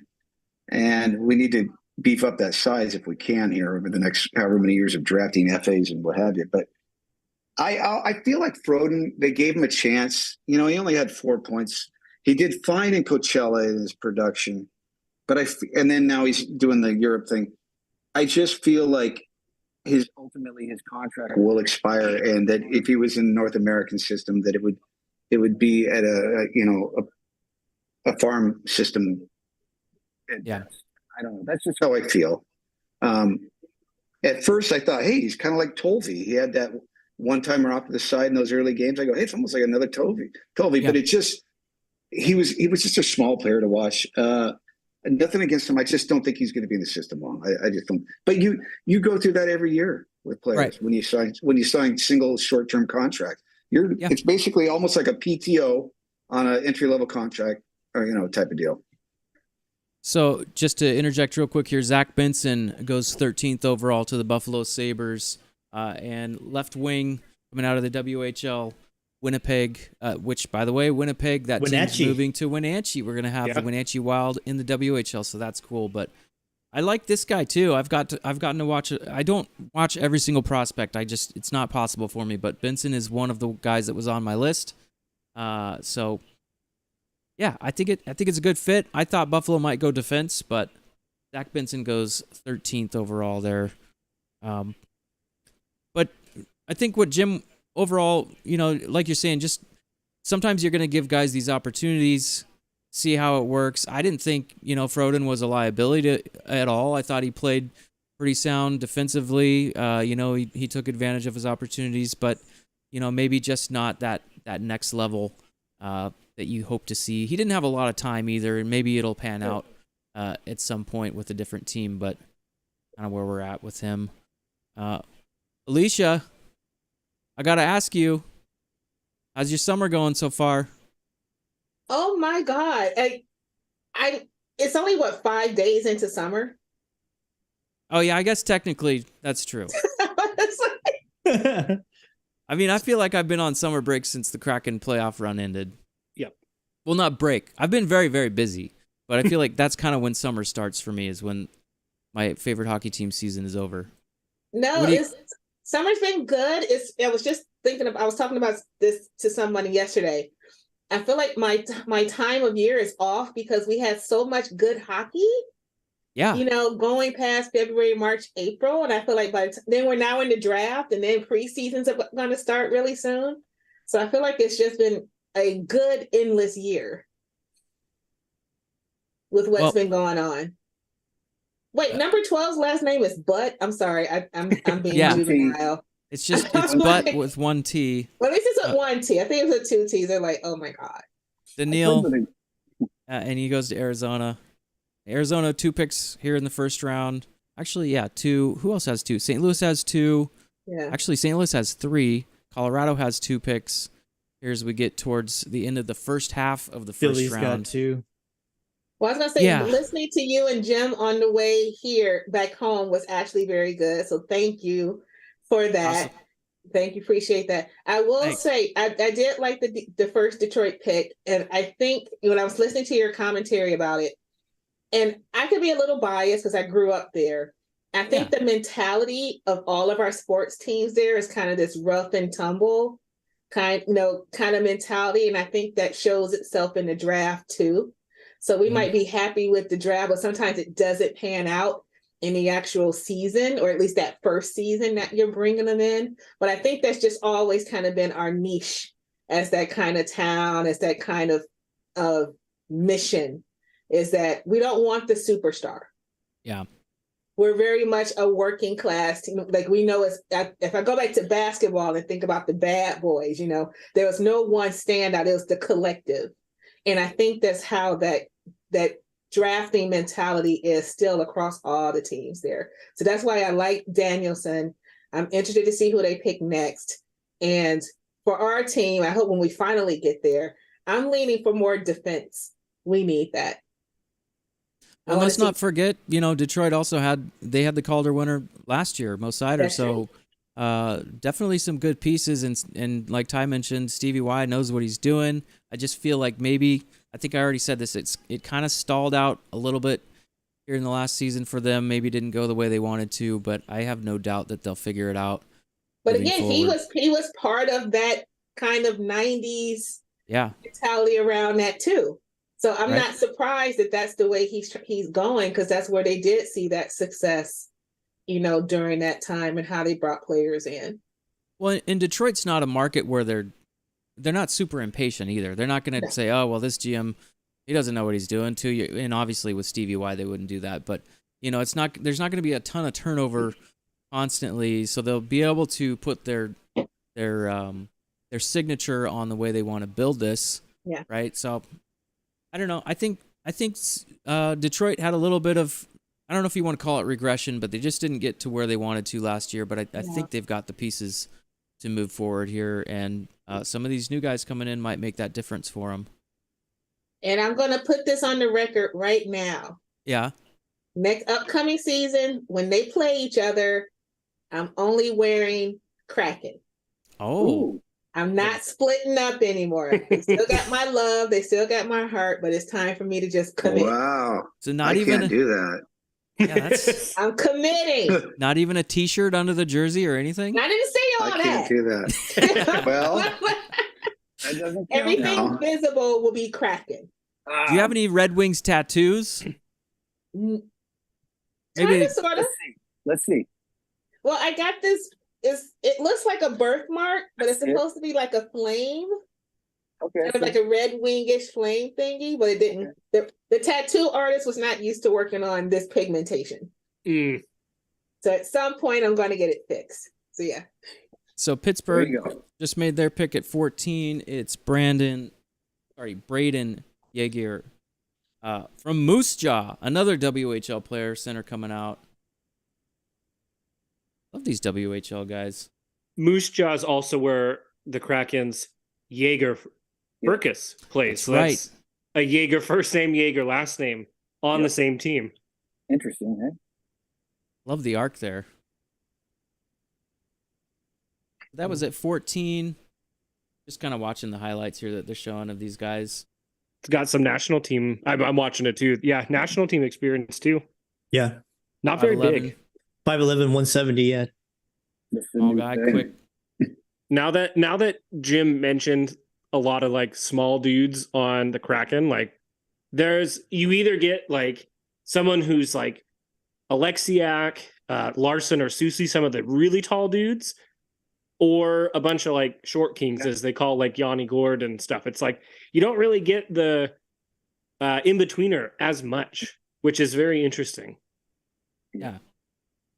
It's like kind of one or the other. It seemed like it was that way last year too. My protection pick, who I want in the range, I hope is still there, is exactly the power forward I'm looking for. So, but I don't think he'll be there. Who's that? Honzik, Sammy Okay. Honzik. Mm-hmm. I'm really key on. I think we need a power forward type player in the system for sure. We're lacking that. Yeah, I feel like the only one that we have like in our system right now is like just for sheer body size, maybe Alexander True. And there's just not quite the power there. And he is very much a AHL body right now. Like he had a cup of tea last year, but there's just not enough explosiveness there for me. And as much as we love True, it doesn't seem like his game's translated. He's had a couple opportunities now with San Jose and now with Seattle, and maybe he is just an AHL guy, but he's huge. Mm-hmm. Yeah. Right. So they're interviewing Braden here. 59 points, 63 games, if I just saw that properly. That's pretty impressive. Oh, no, wait. Well, whatever. I might have messed that one up. Let me know. Let me know in the chat. Wait a minute. What were you saying? Yeah, I think I read the wrong stat there. It was a different player. Because it said CHL, and he was this kid was a WHL player. So I read the wrong one. CHL is WHL. Wow. Quebec Major Junior and OHL kind of combined. The umbrella. So it could be. Right. Yeah, it just went by too fast. I thought it said 58 points in 63 games. So if it was actually Jaeger, great. If not, it was another player that did really well this year. Sorry. Let's see. Okay, so we got Nashville on the clock. Let's maybe go back, talk a few more headlines here as we kind of await this next pick.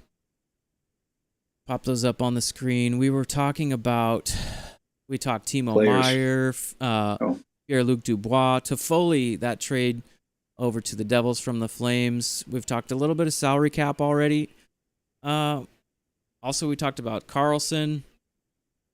How about this latest one, the Maple Leafs comp 4-year contract, and it was a little bit of an overpay. Heard a lot of noise today on Twitter. I don't know, Jim, maybe you want to weigh in. We'll go around the horn here, but is that like a great way to kick off the offseason in Toronto? Okay, time out. I think I did see your tweet. I don't know if we're talking the same thing, and I saw your cynical response. So, remind me again, LOL, who like was the LOL player? Leafs. Who was the player? Kampf. Oh, yeah. And what was the term and everything, or what's going on? I think it's a 4-year deal. And it was way too high money-wise. Great way. Keep an eye on the next pick here. Yeah. Let's go. I can go look it up. Porter. Hey, guys. Oh, Chris is here. Really crowded. Yeah. Fucking fan cast represent. I just invited whoever. I was like, hey, let's meet up. Yeah, we let's all chat. waited until we getting close to the Seattle pick. We're like, let Jim and Mike talk for an hour. And now we all show up, right? So if you don't know out there, this is Chris Porter, one of the hosts as well over on Kraken Fancast. So from at least my vantage point, we've got Jim, we've got Ty, we've got Rick from the 32 Crew, the Shipwrecks and Body Checks podcast, Alicia Crank, good friend and, great advocate for Seattle hockey across the board and the community, and of course Chris Porter. So thanks again, you guys, everybody, for being here and going through these picks. We got another one in here. Nashville just selected, so I'll announce that one, and then we can kind of get back to our chit chat here. We got David Poyle making the pick at 15. Matthew Wood, college kid. Oh, yeah, good to see some college kids getting it. Yep. So Matthew Wood, UConn. And I've heard a lot of good things about this kid too. Chris, since you're fresh into the chat, maybe we'll let you have a first go at this guy. Yeah, I don't know a lot about him. I saw him, and I looked at some of the mock drafts. Admittedly, guys, the guys I know most about were probably like the first, maybe 7 out of the first 8 picks. And from here, it can kind of go in a lot of different directions. So I remember watching part of a UConn game because I follow UMass Lowell a little bit, and they play each other. Don't know a lot about him. Obviously, right wing, and UConn had a solid team this year. Obviously, was part of that, but don't know too much on his stats or too much nitty gritty about him. Fair enough. It definitely gets a little trickier, the deeper we get into it. I'm definitely no expert as far as prospects go, so at this point, I kind of rely on the experts and just looking at the numbers that they're showing me on the screen, but. I do feel like I've heard this name a lot, and like you guys all mentioned right away, coming out of UConn, collegiate athlete, originally from Lethbridge, Alberta, 6'4", 197. So this is a big kid. And that can be huge. Guy can get to the net, make a difference down low. 11 goals, could use that. 23 assists in 35 games for Matthew. And Nashville, one of these teams where kind of retooling, trying to figure out the path forward, right? Mm-hmm. They're one of those cusp teams, right? I mean, I was assuming they'd still be this coming year. I mean, they just missed the playoffs, but could have gone either way. It seemed like they're rebuilding a little bit, but I think they're going to be a force to reckon with next season, I suspect. If I'm not mistaken, they just sent Johansson too, right? The trade? Yeah. That was just recently as well, so... Definitely some changes in Nashville. They've got Barry Trotz now back in the fold organizationally. And so have to see kind of the direction Nashville goes here. I think they have another pick in the first round, looks like at 24. So a good chance for them to kind of load up here. A really deep draft. A lot of these guys are going to be great NHLers at some point.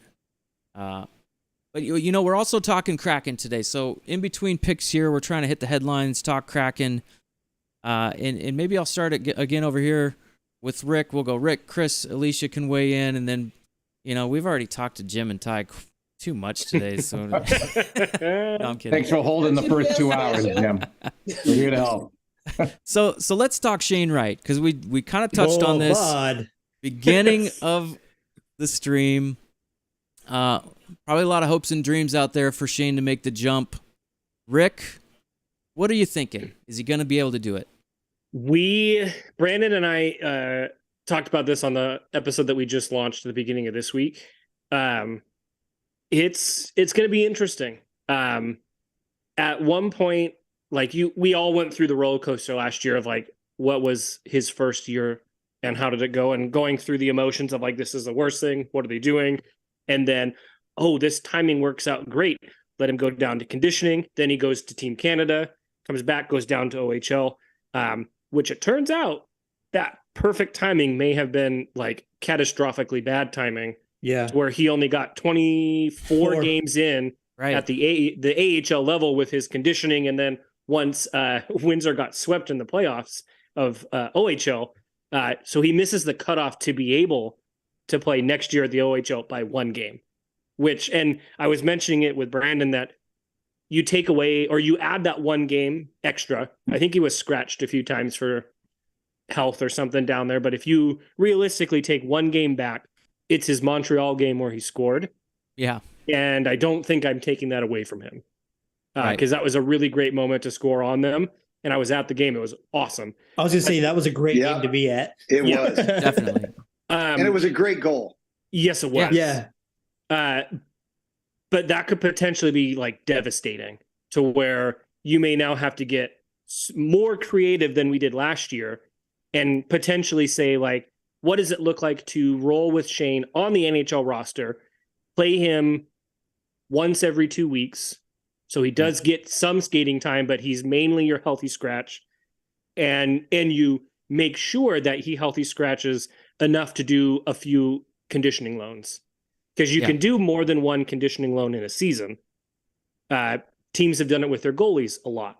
But what if you did that with Shane and you said, let's have him up here throughout the season, maybe collect 10, maybe 15 games of ice time. Keeps him under the 25 games for future like Calder trophy eligibility. But he plays, but then you send him on the conditioning loans, maybe 2 or 3 times, and he gets time down there. Because there's nothing left for him at the juniors level. Yeah. He showed it in the games he did play for Windsor. He's playing at nearly a 2-point points per game average. And if you're consistently doing that over a season and a half at that level, there's nothing left for him there other than sliding his entry level contract and maybe damaging his development. There's just no need for him to go back to that level. But it makes it way, way, way more frustratingly creative next year, considering he misses that threshold by 1 game.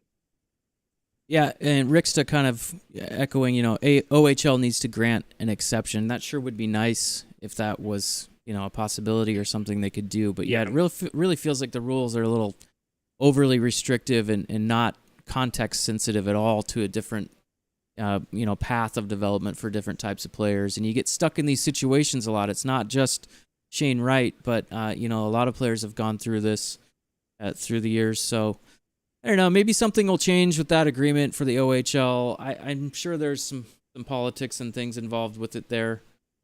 Calgary just making their pick, rounding out the first half of the first round at 16. Player. Left wing from WHL Vancouver, Honzek. Samuel Honzek. Was that your guy, Jim? It was, but he was projected to go above his holding area. He had a good late projection. That's why I thought we'd lose him.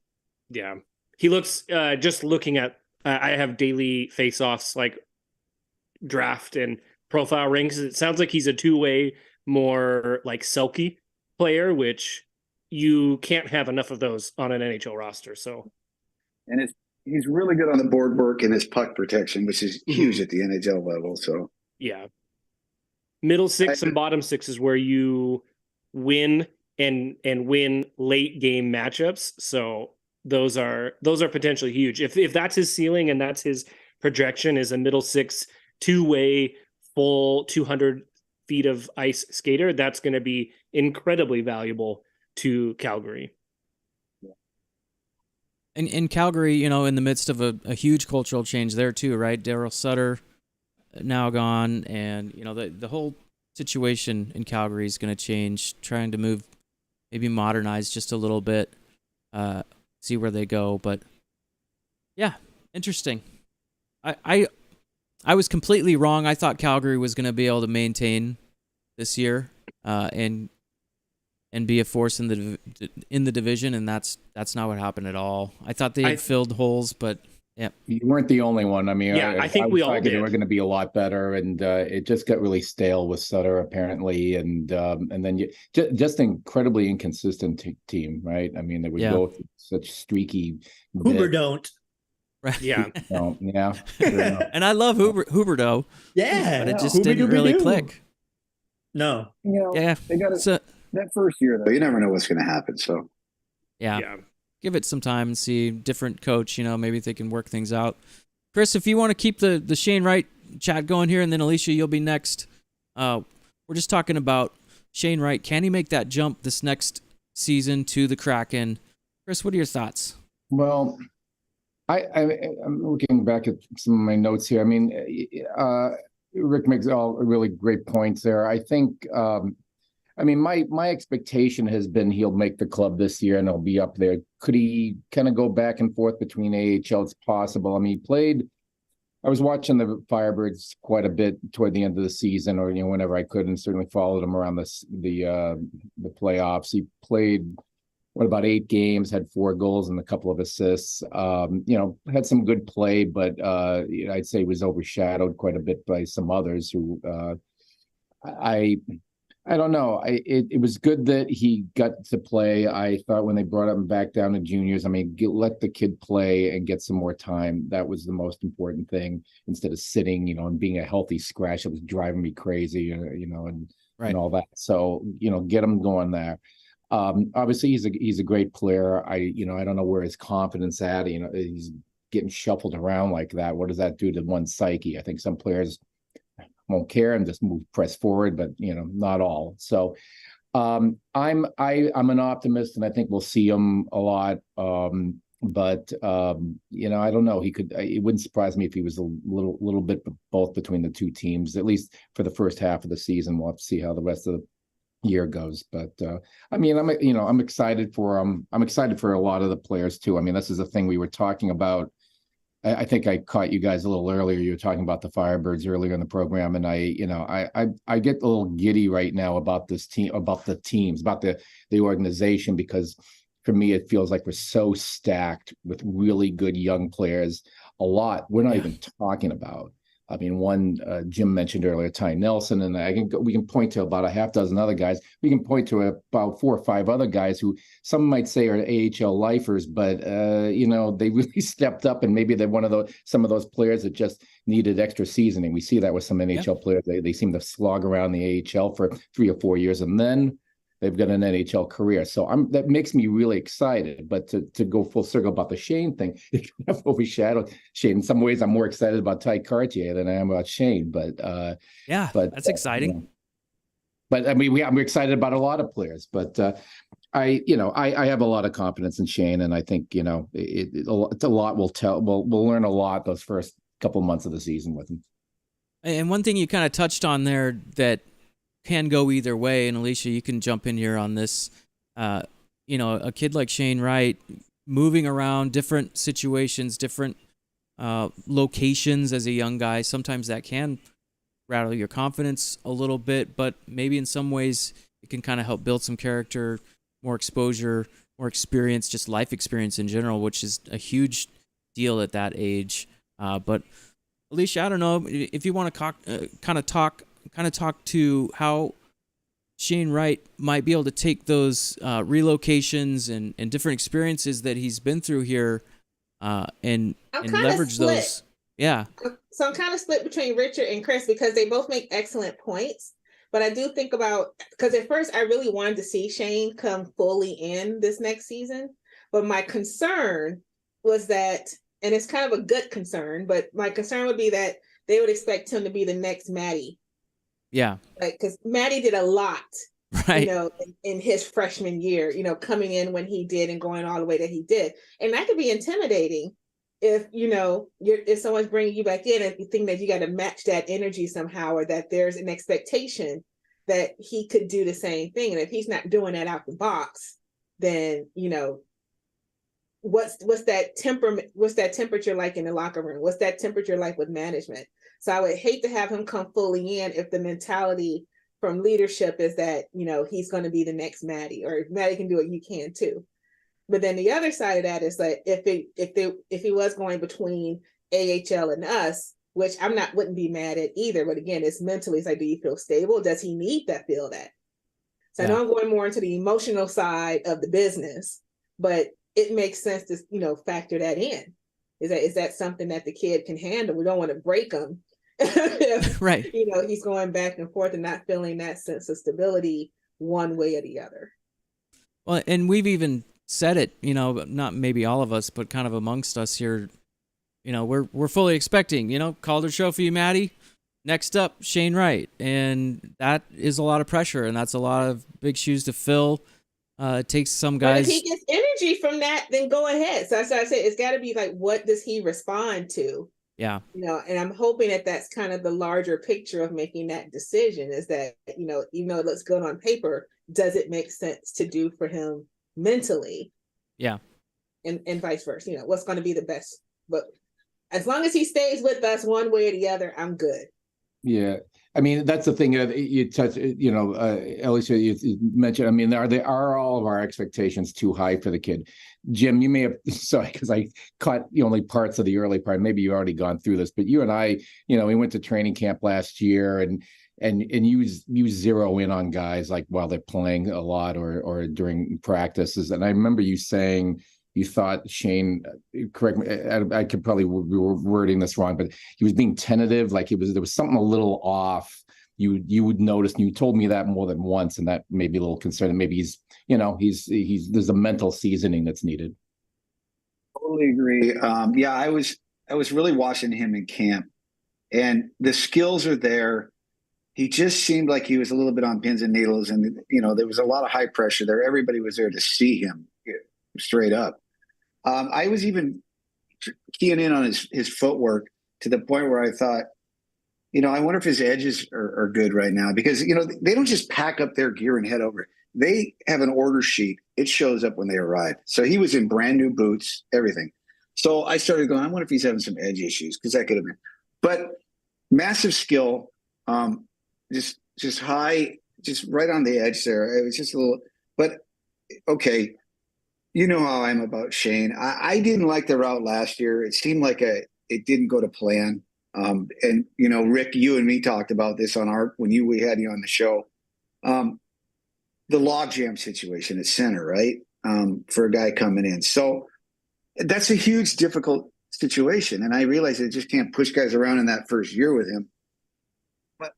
And your system that you laid out about what they could possibly do is quite a technical maneuvering to make it happen. Frankly, I don't want to get involved in that again, because to me it feels like last year. And I think the psyche I think all last year was a psyche with him. And I don't want any damage at all. You've heard what I've said. I'd like to make a deal, because I think he cannot play lower than third line minutes, period. Otherwise, it's a complete waste. He's not a fourth line center. I don't want to shift him to the wing. We've got enough utility players on this club on both sides. I still want a deal made. I want a deal made. I want to move a guy, and I want to get him on the third position and just go with it. That's just me. And you do hope there is that progression there, right? Like you don't want to get, and you just said that, you don't want to get stuck in this. Right. It's last year all over again. That can really get to the psyche, I think, here. And Ty, we're going to let you weigh in as well. Detroit, you're kicking off the second half of the first round. 17th pick is in, and it goes. I'm probably just a little behind. DVY on stage here. A defenseman. Pelika. So as we close in towards the Kraken, another defenseman off the board. Pelika. Yeah. Daily Faceoff thought he'd be going the next to Winnipeg. That's a fun name to say too. Axel Sandin Pelika. And I was so impressed with Chris's pronunciation. I believe you should have him as a guest on the show. Definitely. We were going to do a cold read show. Dubois. We could make that like a competition. Like whoever says it right gets the point. Whoever says it wrong. So maybe that's good. I don't know if I'm right. God. Oh my God. Don't ask me to pronounce his junior team, please. Don't ask me that one. Yeah. Well, I don't know. And the round, I know. The bonus round is all Finnish names. Yep. Oh my God. Yeah. Right. A minimum of 12 consonants in the word. Good luck. Yeah.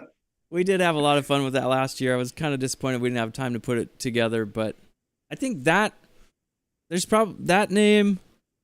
There's maybe only 3 names that are hard to say so far in this draft. So that's a big change. Last year it was a lot of what the hell was that? Was that Carey Price doing the Montreal one? What yeah, Reinbach. I think he froze. I think he just forgot the name or couldn't say it or something. But it happens. Playing it off as it was planned.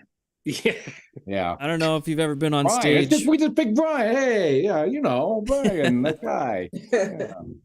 Ty, it was good to see him up there. Yeah, it was. Nice to see some old players and some classic people up there. It's those kids have to shake about 8 guys' hands. Geez, before we can. So there we got the pick on the board there, Pelika. And I just wanted Ricksta just weighed in. Oh, sorry, Alicia. Ricksta said go ahead. Shaner had one hell of a development year, lots of playing time, multiple championship opportunities. Slavkovsky got done dirty. So a little different deal for Slavkovsky, and maybe that'll impact his development. But go ahead, Alicia. What were you going to say? Sorry. No, I was just going to say, on a slight tangent, we talk about names and just kind of the draft in general. I'm already kind of looking forward to the draft like 5 years from now. And I say that because I don't know if you guys heard about this, that an HBCU is going to have their first college hockey program. Yeah, that's exciting. Tennessee State, the Tigers, my new favorite Yes. college team. Oh, really? Great. Oh, specifically because of them bringing a hockey team. Oh, okay. But It's been long overdue. So it's kind of, I mean, it's only going to be club at this point, but I'm hoping that it gets to the point, or they can recruit to the point that they could become a Division One. their AD said that's the plan. They just Yeah. don't have necessarily a strategic plan for that yet. They don't have a hockey operations person hired. But you look at ASU, Yeah. it took them 2 club championships before they could make the jump. So if that really, really strikes an area of need within that community Yeah. and that college, and they can really recruit well, it shouldn't take long. So that should be an interesting look to the draft in a few years Mhm. if it progresses the way that we want to. We'll look forward to that. Definitely. That was cool news. Just keeping an eye here. Winnipeg's on the clock at pick 18. They're doing the interviews and everything. That last pick. Ricksta also mentions Shaner had an epic playoff beard. Ty, let's keep the Shane. Let's I guess finish up the Shane talk. You kind of get last word on this one. We talked a little bit earlier, but yeah, just fill in your thoughts. Is Shane gonna make the jump? I'm pretty positive on Shane. I followed him quite a bit. He captained World Juniors team to victory through the playoffs with Coachella. I'm kind of like Jim. I'll fixate on players and just watch what they're doing, where they're going. He's really solid on the boards. It's definitely an important part of Kraken hockey, being strong on the boards. But watching him skate to the center and kind of see what's going on with the play and just be in great spots, man. He was in good positions. I saw that confidence kind of come up also, where he would start to, do some dekes and try to go around guys and head towards the net. Yeah. They might not have gone in, but those are the kind of steps that you want him to be taking. His confidence level has got to be pretty high now. I expect him to come into camp and just destroy the place. Like it's Shane Circus. Welcome to the show. I think he's going to go wild.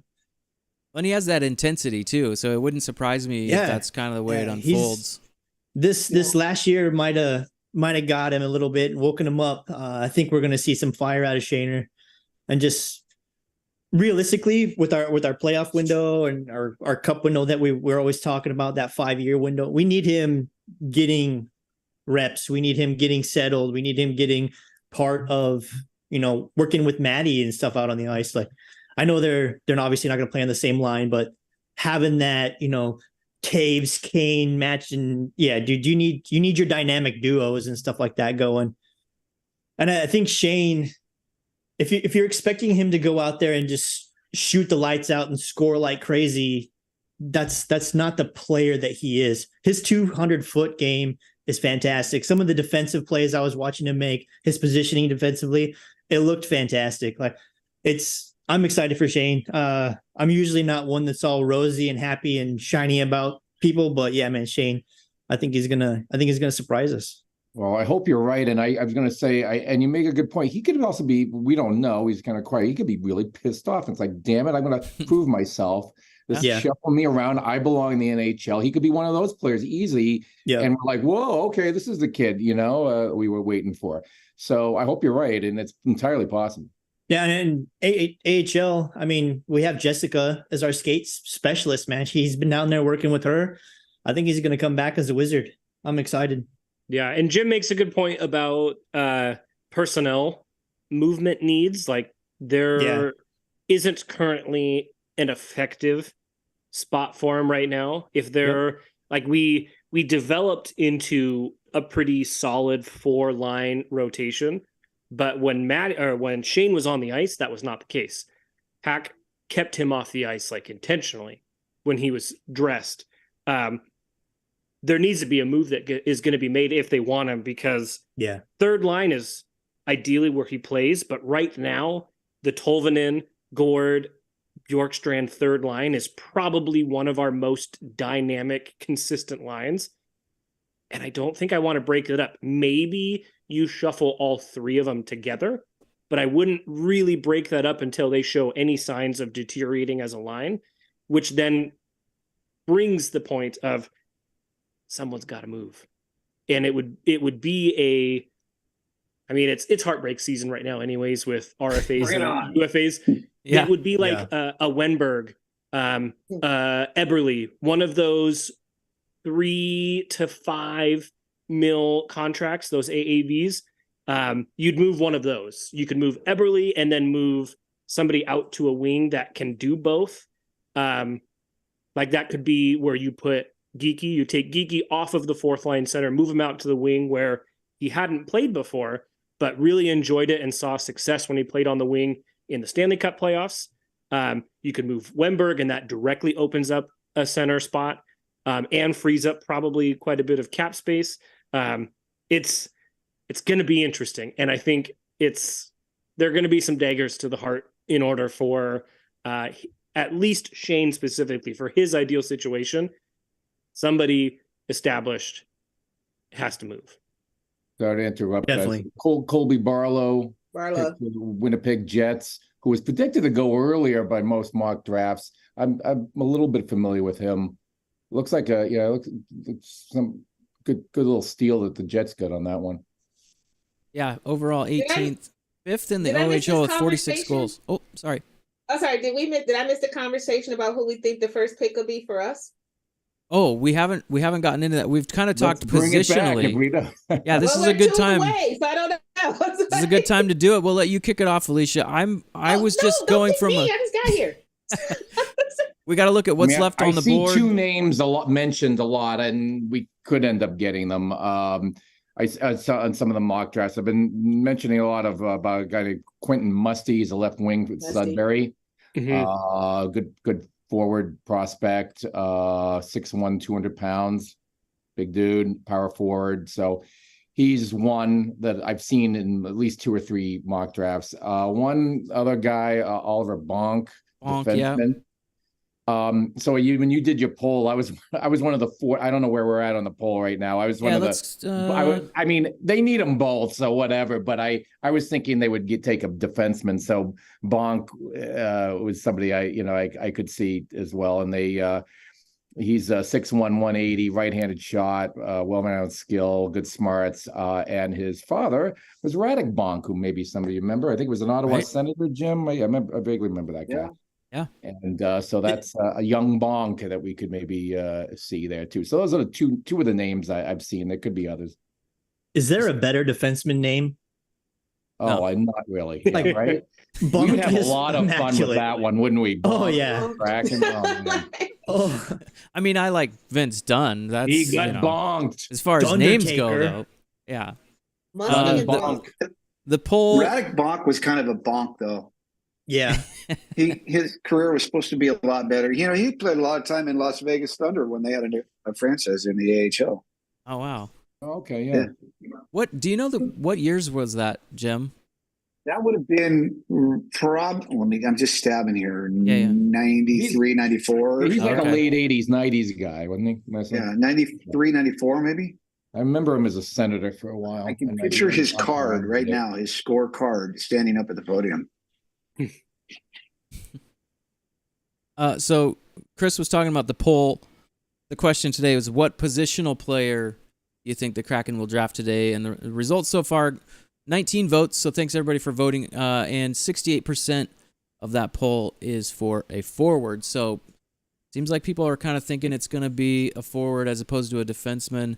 And maybe that's the case because you only have a few, like we were just talking about Bonk, Lindstein, and Sturbach, if I'm saying that right, are kind of in that top 32, at least according to the TSN projections. I don't have a whole lot of other projections in front of me available right now. I mean, I'm just in a quick look. I haven't taken an exact count, but it did seem like some of the top prospects were more forwards and defensemen. Yeah, and some of the best of them, they've been picked already. So it was a forward heavy. Oh, big time forward heavy. So Chicago pick is in. Go ahead, Jim. Sorry. No, never mind. It doesn't matter. So we've got the Blackhawks next. Is that right? Yeah, they haven't announced it, so that looks like there's selections in, and then it's Kraken time, baby. Kraken time. To put it out before it does become Seattle's pick, I wouldn't be overly shocked in state and did Dragicevic from Tri-Cities, who That'd be kind of cool. He's one of those like playmaker defensemen that is kind of in the realm of Vince Dunn, a little bit of the Karlsson-esque offensive-minded defenseman, but definitely one of those where it's like there's some development needed. But when you're picking at 20, we're not picking for NHL time. I think Bedard's probably one of the only ones that'll get any playing time this next year anyways. So you kind of just pick for the style that you like at this point. But I wanted to make sure I had that in there before if they do take it. It's on record. Anybody else? Last moment here. All right, we got another U.S. kid, Oliver Moore, center for that guy's got some great numbers, by the way. He's just a little bit on the short side. Moore or Dragicevic? Moore. Which guy, Jim, or Moore, are you talking about? Or Dragicevic? Are we looking at Moore right now? Yeah, Oliver Moore. Yeah. What you meant? Yeah, that's what I thought. All right. But So the short guys like that have worked. Like you look at Johnny Gaudreau, like everyone had always said that he was too small and put up a couple 100-point seasons and people stopped talking about it. right. No, I know. And his numbers are great, and he's a centerman. And you know what? If he can be that middle six guy ultimately, he's got great numbers. Yeah. I just, we were talking about the smaller sized players, and we have so many of them. So I'm in looking at this draft, only thinking of us for the most part is what I'm doing. But I get it. I mean, he goes to Buffalo, he's fine, right? Or somewhere or whatever. Yeah. We can be very Kraken focused. That's totally fine. I'm totally We're allowed. Kraken focused. By the way, if you're watching and you're wondering, a long time, may they not trade this pick, please? Yeah. That happens with like NFL draft parties. They're like, oh, here we are. We're 16. The Seahawks are the worst about it too. They always trade back, and I mean, in a good way, I guess. But it's always kind of a letdown where you're like, all right, here's our moment, and it's traded. Next. Oh, traded for 2 third-rounders. What? Yeah. But then the Seahawks end up turning those 2 3-rounders into like guys like Richard Sherman and Cam Chancellor. You're like, you know what? It's sometimes. Yeah, I was gonna say it's been a while. enough times that you can buy it. Enough times. Be little outliers too. Yeah. I'm with you, Rick. Or I'm going with Musty now because that's the only thing available left that I want with decent size on the wing. I'm ready to go. I'm all in on him right now. Yep. Another fun name too. Yep. Musty we can have fun with Musty. Jersey won't be bad. Yep. You really hope for Nadal, how the French there, but you hope for him tomorrow. Maybe move up one of those 2s. There's several hopes tomorrow. I'm hoping we do a deal in that third or in that second round, to be honest with you. I hope we bring another Bjorkstrand type of situation, trade, whatever. Maybe someone who's plus 50% on their faceoffs. That's like my number one focus this offseason is bring. What is the face-off stat? If it's less than that, you're out of here. Ross Colton was one of my big ones, but he just moved. And then Noel Acciari is my other guy who is an unrestricted free agent. So he could be a bottom 6 face-off specialist. So. All right, his face-off's that good? Okay. You know what? No. Everything we talk about here leads to something. We got to get rid of a third. We need to get rid of somebody right now. Yeah. I think it's going to be a Rick, requirement. I think we're on the same page, by the way. Yeah. Yes. If you end up getting a Musty sweater with his name on it, you cannot wash that sweater. That's right? Okay. We're just all in agreement on that now. So that means Alicia won't be sitting next to me. Not women. I didn't say you had to get someone it. take Alicia to the Thunderbirds game and have her sit right by the bench. Woo! Yeah, we've done that. Yeah, it's Musty already. Yeah. I think it's Spurs games, just not by the bench. Oh, go sit by the bench. You're in for a treat. Let's just say my suit smells a little nicer than the Musty jerseys. Oh man. We actually, one of the first times we took Sydney to a game, my daughter, we sat down at the bench. It was a Thunderbirds game. And the first thing she said, she got a puck from one of the Vancouver Giants players, so that was awesome. Whoever that kid was, thank you for doing that. But she grabbed the puck, and then she looked over at me and Nicole and said, Oh, they are so stinky, Dad. The pucks. She just couldn't. It just couldn't smells handle like it. rubber, bro. Yeah. So she had to It move. ends up This is being fresh really off the good. rinse It's like today.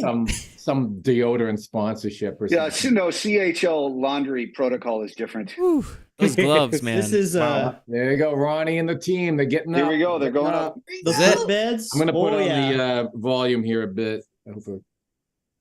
Rick just says, here comes Ron. Zero niceties, just going to spit it. Damon says, taking advantage of the power play is all I ask. Yep. So What power play? yeah.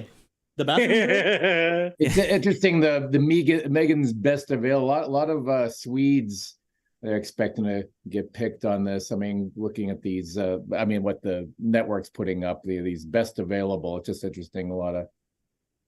Hey, Damon, also, I'm going to give away a hat after the stream. So if you don't follow on Twitter, please go follow over there because every person that leaves a comment in the chat's going to be entered, and I want to be able to get a hold of you guys. So, Damon, thanks for being here in the chat. Ricksta, a lot of people Musty so right far. there. So. Musty's a left wing.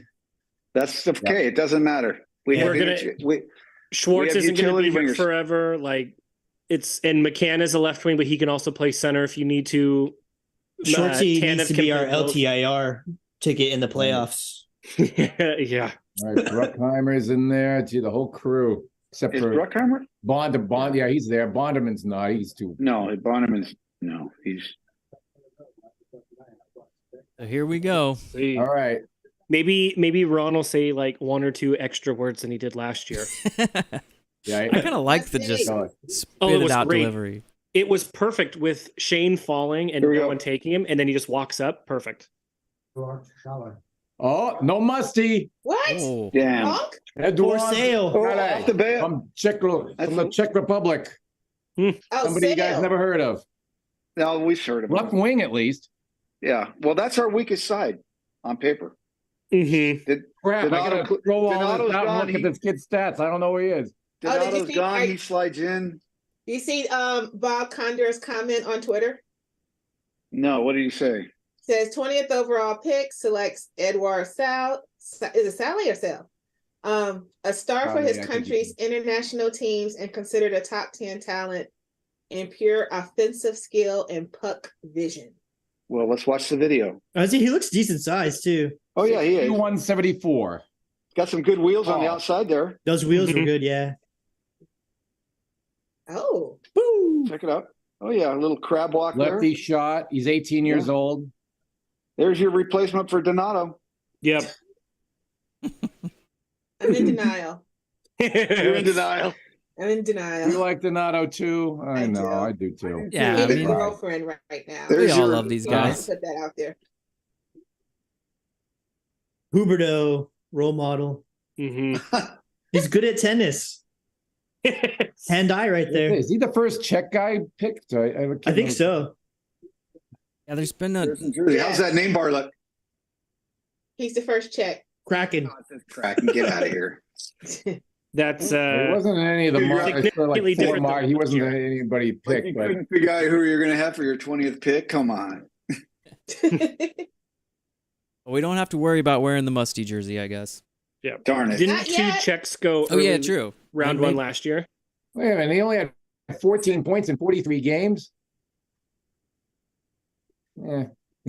Okay. A little more than I that. think it's a chess move. Mm-hmm. Well, They like I said, definitely, you're not drafting for playing time at 20. You're drafting for development in 2 or 3 years from now. So That's Yeah. right. They Yeah. see something in the man. Exactly. Definitely filling some sort of Size. need that they've identified. 6'2" up front. Let's go. I mean, Look, kind of. Here's the thing: there could be people who bitch and moan about it, any pick, no matter who it is, unless you have, Connor Bedard or somebody who's a lock. But the thing is, yeah, they've watched this kid, tons of them, a lot, and I gotta say, so far with all the drafting and stuff, and Ronnie, I trust right now. Yeah. it's like Exactly. all right, dude. And his scouting staff, and I. I sometimes I love being a contrarian. Jim knows this. And if any of you guys listen to Kraken Fancast, you'll It's know fun. that, oh, you don't like that pick? Oh, you don't like that player? Great. He's now my favorite player, just to screw with people. But, and I don't mean a guy like an Evander Kane kind of guy, like somebody who's hated. I mean somebody, and my perfect example of this is Riker Evans. bunch of people having a meltdown of thinking he was a bad pick. And I'm looking at all this kid's stats, and I'm going through there and watching. This sounds great. I love this. I'm rooting for this kid. Your future NHL defenseman now, Riker Evans. I think a lot of us would call that. He's been great in Coachella. Yeah. So I just love that, and I think it was a great pick, and among others that they've done. So Edouard Saleh, however you pronounce it, welcome to the team. It's great. I'm excited. Training camp. And it wasn't that Riker was a bad pick. It's just that he was off the board and nobody was expecting it because he was an overager because he missed a previous draft pick. So people were just kind of shocked, Well, there was that, but then there were a lot of criticisms though. Right. Yes, you're right. They're like, I didn't see that coming. Like maybe this one, but many some dirty times, footage, 100%. Yep. Yeah, Ricksta says in Ron we trust and dirty footage. So, and Chris, you just kind of said the same thing. It's like until we have some sort of reason to not like what Ron has done, the results have been pretty good so far. So, it's filling a need. They identified player, skill set, maybe not exactly where he was projected or what the mock drafts thought, but there he is at 20.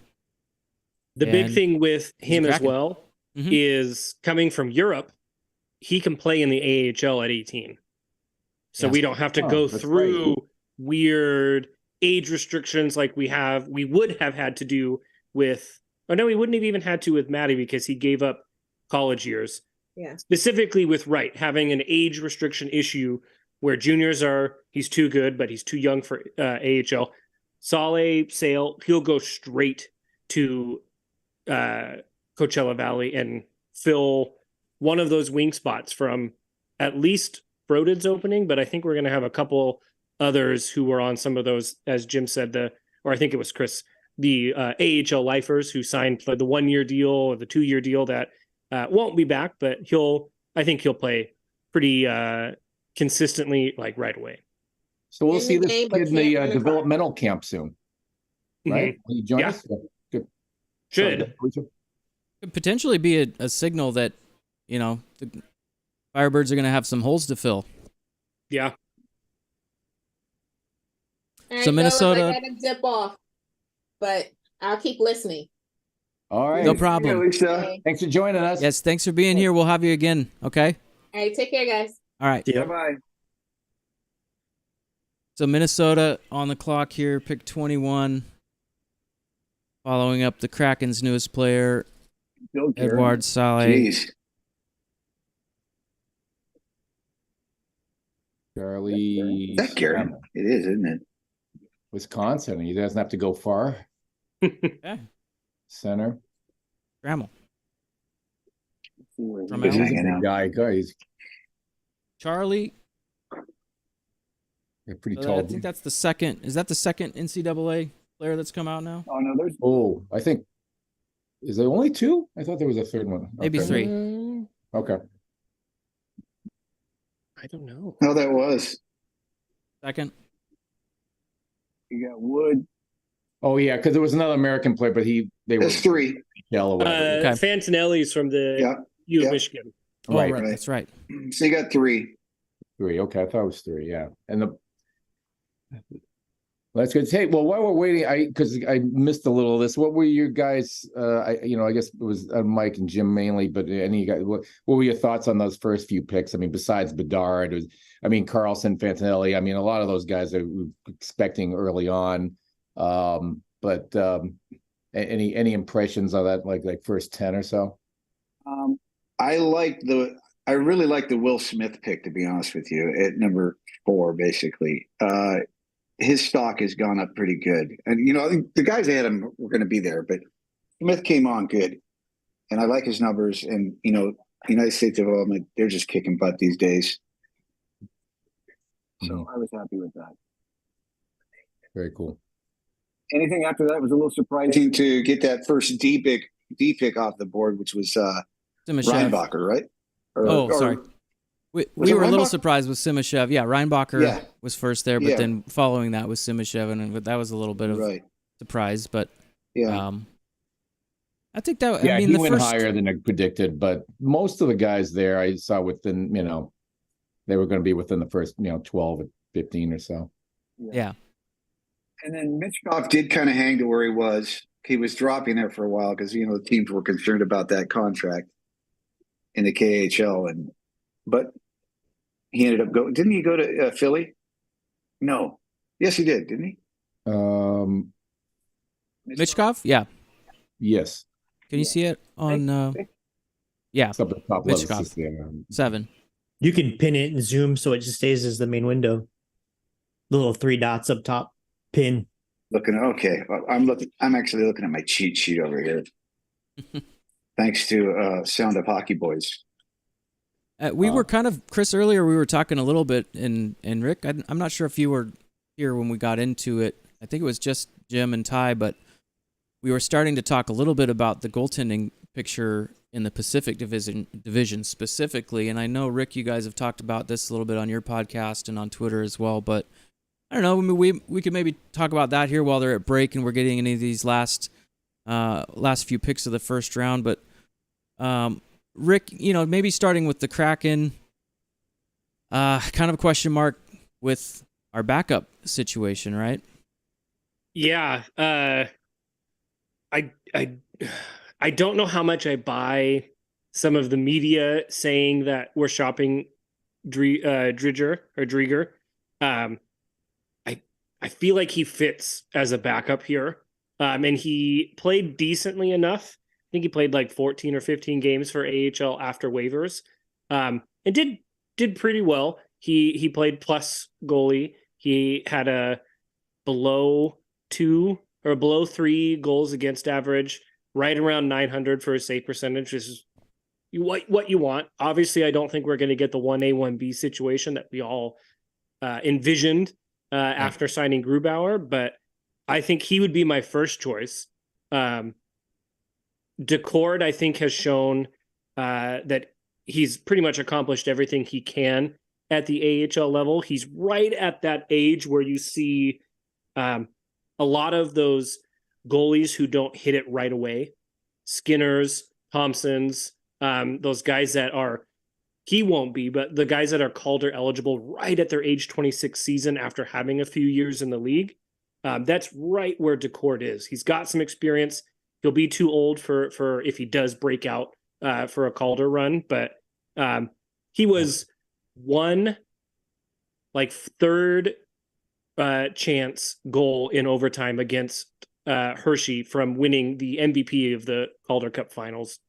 He was right there. It was going to go to either goalie, and in overtime, it was that third chance garbage goal situation in that high danger zone that Hershey scored to win. I don't think he's going to sign anywhere for an AHL deal, which is probably what he would get here. So I think he might be exploring the market for a backup or some more consistent NHL time. But my ideal would be one of those two for our backup. But like you said, the Pacific Division is going to be bonkers goalie wise. It looks like San Jose is going to completely flip both of theirs. Yep. Vegas has too many goalies to fit, and they're going to be moving. The Kings sound like they might be moving some goalies. There's Bonk. Yeah. Oh, did he just go? Yeah. Oh, Bonk. Yeah, he's a Philly Flyer now. Where's that? That is Mr. dad Oliver right there. Bonk, Oliver Bonk. That was his dad that we Look just at saw. Rat Yeah, right there. London OHL. But yeah, goalie's going to be very interesting. I think that could be. It's the market itself might not be super fancy, but with moves and trades and moves after signs, it could be quite interesting. And I think Coachella is going to look different in net next year for sure, and that could lead to us having a little bit of a situation or a newer situation behind Grubauer. I think Grubauer played himself into silencing all, if not most, of his critics going into next year. Like, I think he played up to his contract in the Stanley Cup run, and I think we run headstrong with him in net, closer to your like featured playtime share instead of what we probably would have all hoped for of a more 50-50 split over the first 2 years. I think we roll at like giving him 50-60 games this season, as long as he can continue that play, and then only having to rely on a backup for 20-25 games. You could pretty much plug and play anyone in that spot. But I do think, and if it's not Drieger, I think it's somebody new to back up Grubauer. And Chris, if you want to pile on here, let's also not forget about Anaheim with potentially Gibson requesting a trade out of Orange County. So it could be, I think I said this on Twitter as well, it could be very dramatically different goaltending situations across the Pacific Division. But yeah, Chris, if you want to maybe speak to that a little bit. I mean, I'd probably say a lot of that Rick just did. I mean, thank God for Grubauer. We finally saw the Grubauer we've been waiting for, because I was one of his critics big time. And I was like, gee, dude, and this happens with a lot of goals. Just lose it. I mean, he's been in the league for a long. He's no really young guy. So I'm like, oh, well. And then, okay, great. And so that changed it, because I think if he hadn't been as good as he was, then we'd be looking at, okay, they're going to need to pick somebody else up, or maybe bring up Drieger. I mean, for a while there at the end of the first year, it almost looked like it was more Drieger's team, and then he got hurt. So, yeah. But it's always been complicated, because I don't think, because Grubauer has been as good, and hopefully that continues on the coming year. Jones is probably gone. So, it's either bringing Drieger or Decord up, and there's a little ripple there, and you touched on it. I mean, Decord was really damn good this year. I mean, you go down on Coachella, and there's Joey chants all over the place. The guy's like this mini celebrity there in Coachella now. Literally, I mean, I'm not a kid, but not really. You love the energy, right? Huh? Love his energy.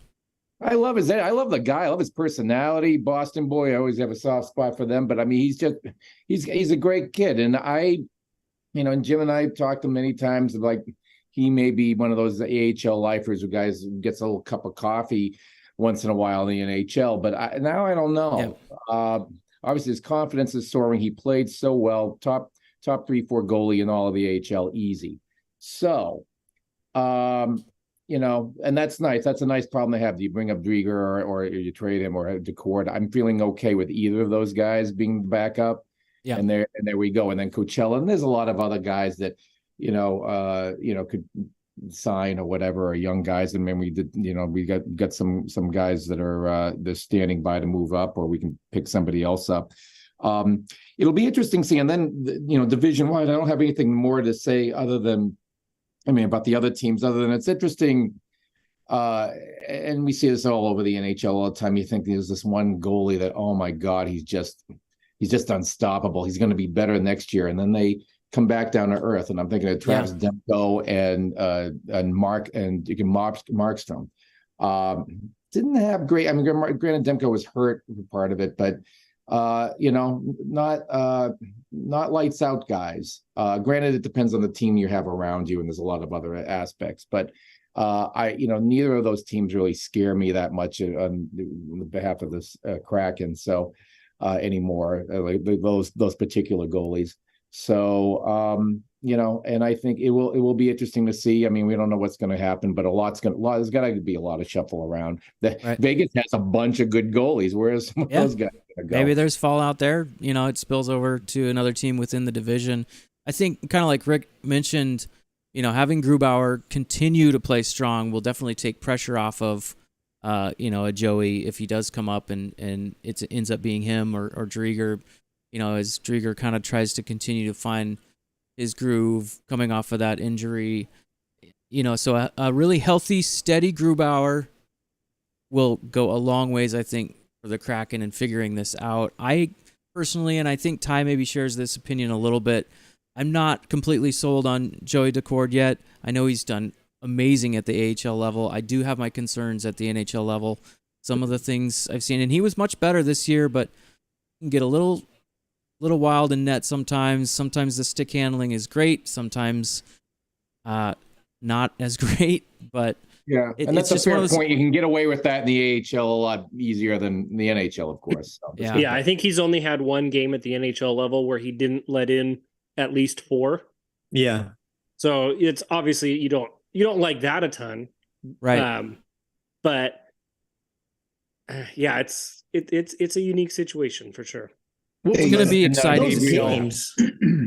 I mentioned Gabriel Perreault just got picked for Yeah. the Rangers. He came back. He's been up U18 there. I again. was expecting him to get picked a little earlier, but that's a nice grab by the Rangers. Great right wing prospect. Oh, my daughter's calling me. Hold on just a second here. Oh, She likes that. Hello? picture. Hey, what's up? here comes the trade. Yeah. Yeah, I'm just about to wrap up here. We only got, what, 8 more picks? 10 more. Yeah, we'll be back around Yeah, 11. where are you guys at right now? Anyway, Sydney's going to Yeah, trade for a we'll- first rounder. Right on. yeah. All right. Making deals. Okay. Yeah, we're on the stream here. We're going to be done in just a little bit. So, My stream is so behind. They just announced the Okay. pick on Really? my stream. Yeah. Oh, yeah. I'm doing it on you're my the phone, stream. though, so- Oh, okay. Yeah, I got the TV. going. That's why I Yeah. keep looking up. I got my. Yeah.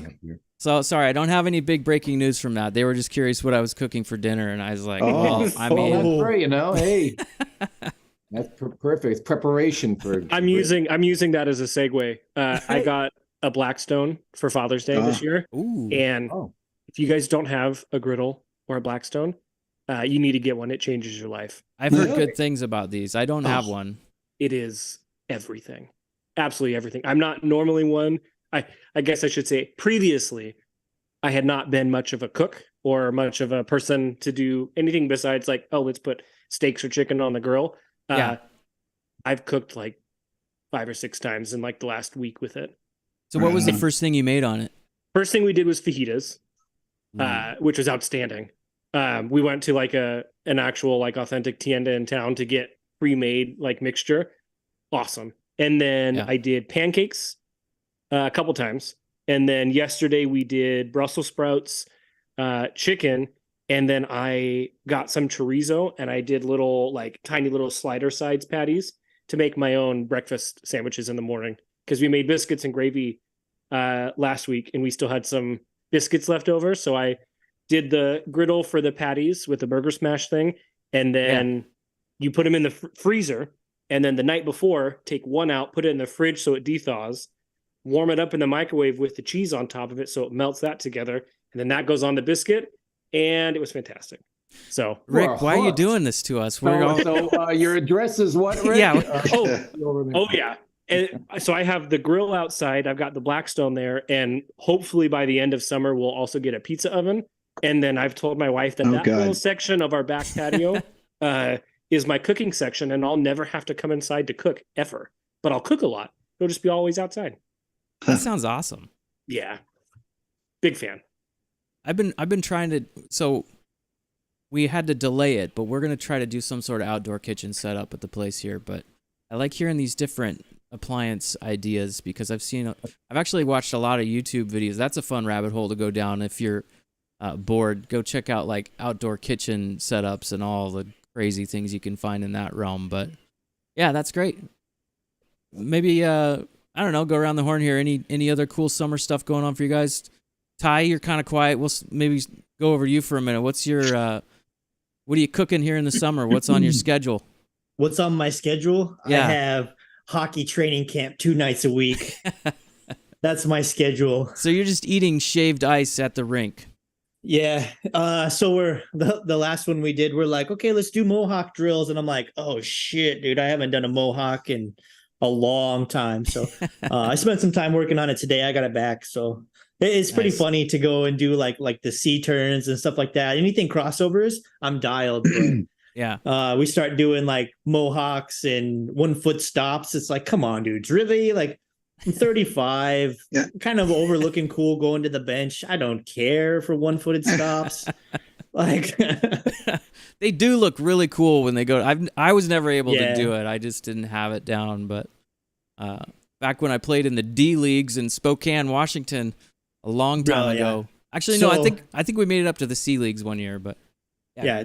Tuesday night is power skating, and they put me in the advanced group, so I'm chasing around all these like U16, U18 kids that are just screaming. Yeah. And just try not to, fall behind. And then Fridays is like hockey practice stuff. So all kinds of like passing drills and things like that. It's super fun. Nice. Rick still weighing in, saying, I just found out my 288-gallon smoker is being built now. That sounds cool. You should send some pictures over on Twitter, Ricksta. I'd like to see that once you finally get it. I don't have a smoker. I just have a charcoal barbecue. But what about you, Jim? What's on the summer menu at the Cockrell House? Well, probably not so much menu as much as I've got a couple vacations coming up here that are annual every year, going up to Woodby Island on the south end with the family. I am retiring Friday, so my life's about to change a bit. I'll have more free time. I'll still be getting up at 5:30 in the morning. Plan to get to the gym more and on the bike more. And then there's a really good lunchtime drop-in down at Tacoma with some high-quality players. A lot of them played junior back in the day that I'm going to be hooking up with. So just active, still waking up early, not sleeping in. Yeah. Doing my double French roast and a lot of albums. Right. Yeah. I saw that last picture you sent. That was pretty cool looking. What were you listening to? That was God, what was that? Probably there's a band out of Buffalo, New York called King Buffalo, a 3-piece band that's pretty cool. Kind of Nice. kind of psychedelic groove, krautrock, bluesy, heavy. It's just good stuff.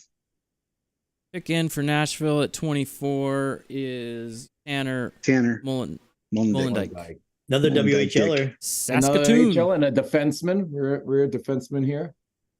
And by the way, And, Ricksta says happy retirement, Jim. Thank you.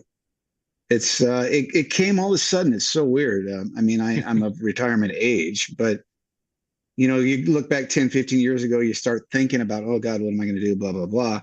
And then all of a sudden life just kind of aligns at those magic ages and boom, you're going. And I got to tell you, people are always asking me, are you excited or whatever? And I'm like, I'm not excited. If anything, it's a little surreal. I'm not worried. It's just weird. And so, Yeah. Just a different stage all of a sudden, and time flies. I mean, I totally get that part of it where you're like, oh man, I'm staring down, just in my realm, like Sydney's going to be driving here pretty soon. So that's kind of scary to think about. yeah. You're at a fun age there. Yeah, that's probably the least of my worries, to be honest. But Yeah. But it's gonna make it nice for all the weekday pub or club shows I go to up in Seattle or Kraken games to just come home and not worry about going to work in the morning. yeah, So, definitely. All the more the fan cast work me, Jay, and Nathan are going to throw in. yeah. Okay. Like, Yeah, you're Jim. not really retiring. We got a job for you. Oh yeah. Now you're gonna really throw the homework on me, aren't you? Yeah, now Yeah. Jim can build out the YouTube channel a little bit more, like we were talking about. We'll get Exactly. him. Yes. We'll keep him We're gonna busy. Connect you because of traveling and stuff and schedules and stuff. Oh, yeah. We'll connect with you in August. Yeah. On that. Oh, okay. Yeah, Okay. we'll do that. So that was the 24th pick. We're getting to the end of the first round. If you've been watching along today, thank you everybody, all the guests that have been here and contributing to the show, representing your podcasts, Chris and Jim from Kraken Fancast, Rick Judd from 32 Crew, Shipwrecks and Body Checks. Both groups do an amazing job. Big fan myself, and it's always a pleasure to have you guys here stop by and chat hockey. And it's always great to see you guys out at the games. And I'm really kind of looking forward to having a nice, easy summer here as we go into the warm weather. Chris, what's on your summer menu? Or maybe, I don't know, we like to talk cocktails here on the channel too. Maybe what's being mixed up at the porterhouse for refreshments? Yeah, because Chris, actually, before you go, Huh? before you get too into it, I'm gonna have to take this as my my exit. It was a perfect transition to mention Shipwrecks and Body Checks and say thanks, but I am gonna have to step All out good, for Rick. the evening. Absolutely. Thanks for being See here, you, Rick. Rick. Yeah, absolutely. See you guys. Thanks for having me Okay. on. Take Okay, care, have a man. good one. Later. Take care. Yeah, go on. I tell because I'm not a griller or much of a cooker, a chef or anything. So yeah, I am a little more of a cocktail guy. I'm a big lover of very good tequila, so I make a wonderful tequila, wonderful margaritas rather, or ranch water, which is essentially like a tequila and soda with fresh lime juice. Ooh. And so those are my go-to ones, and maybe occasional gin and tonic and a beer. But Yeah. that's those are the cocktails of on my plate usually. And then I've got a lot of traveling. I split my time between 3 places because of my work. I'm in the concert and festival live event business. So I spend a lot of time in the Bay Area, here in Seattle, where I'm a resident, and then also in Massachusetts, where I also have a home, and other, a lot of things that bring me out there. So, really, I have to plan my whole year, let alone the summer, very carefully, so it can include hockey things, going to a lot of games. Jim and I are seat mates with a couple of other people, and Right. I want to make sure I'm around for a lot of that. I also play a lot of slow pitch softball and a little bit of baseball too. So also participatory thing. And I also have to try to make some time to learn how to, play some high. My skating skills are very limited, but I'm okay. I can skate, and I'm actually trying to make time to learn how to be a goalie. And I got like a coach. I had a health problem earlier in the year. I was supposed to do that, and I got through that, so I'm going to try to pick that back up later in the summer and the fall to finally have Jim Cockle shoot some pucks at me somewhere along the line. But that's a little goal of mine to do on the personal to-do list. But work's busy, and I got a lot of events coming up this fall and spring, and no dull times. But July and August are relatively mellower times, so that's I'm with you on that, Mike. When you're like, mellow time, that's great. Can kind of touch on the hockey stuff, but it's before that really ramps up, and I'm looking forward to that too. For sure. Yeah, Ricksta commented while you were talking there, said, "Can't believe it's already July. It's weird indeed. It's just, this year is just flown by for me. I can totally relate on the work side of things. Very busy. I also travel quite a bit, but great. So St. Louis pick here is in. That's pick number 25. Sharks coming up next, and that pick for St. Louis is Otto Stenberg from Sweden. So another Swedish pick. Swedes that's been hanging out there. Yeah. Poor Quentin Musty though, man. He's falling down here. Who's going to pick Musty up? Maybe the Sharks go after him at 26 here. Is that the third St. Louis pick? Yes. No. They have one more at 29. Oh, so that was their second up. pick. It's second of 3. Yeah. Okay. They got number 29. Feels like a heavy Swede draft too, doesn't it? Yeah. Well, but they're coming down. But yes, there are a lot of Swedes that are being predicted to. I mean, some have been picked. Yeah. A couple have been picked, but more coming up. Yeah. Ty's been trying to get me to get back on the ice. I mean, I played many years ago, but it's fun, dude. It's a time issue for me right now. That's always the issue, is time, It's humbling a bit. So I was going to say, I don't know if you guys talked about this earlier. Jim and I went to the little Kraken sale, picking up. The sticks, Jim, that are behind you. Are those what you picked up, or is that others? There's some right here. I got Geeky Gord Schwartz right there, and then I got some Chris Drieger blocker and some Martin Jones pants. So looking forward to the great skills that we're wearing those to rub off on. Yes. Yeah, the good karma, the good luck. Martin Jones. Where do you think Martin Jones is going to end up? Sorry, Jim, didn't mean to cut you off. Oh no, don't worry about it. It's a good topic. Popped into my head. Like, where's Martin Jones going to go? Well, he's already on the wind down when we got him, and he had a great year, thankfully. I mean, he was hugely responsible for what happened. And people don't talk about that enough, I think. He'll probably sign a 1 year with I don't even know who's lighting the tending department in a 1BC thing, but possible return to San Jose? I was just thinking the same thing. You know what? He could go there. He could go to Vegas. Who knows? They're the land of 5 goaltenders, right? Right. Hey, let's face it. Both times they made it to the final, they've had 5 goaltenders on the roster for the year, so you never know. Yeah, I mean, I kind of watched that whole evolution of Martin Jones, the you run did. up and the fall down, and now kind of the resurgent year. So I am really happy for him, just as Totally. a player. But yeah, it's going to be Cord interesting. in a lot of the games. I wouldn't say across it, but you're right. They played really well in front of him. There was something about him. Yeah. But he would be one of those guys like the Cord. All right, yay, Martin Jones won another game. It was 5-3 or 6-4 or something. He wasn't like shutting out people, which Grubauer eventually came back to being doing so. But yeah, I tend to think he'll get a 1-year deal. He is on the way out, but I think he's got a couple of years left in him. I still remember definitely. We went to the Kraken game. It was against the Pittsburgh Penguins. Ty was there. It was just a random game. I think we sat down closer to your guys' section in the lower corner.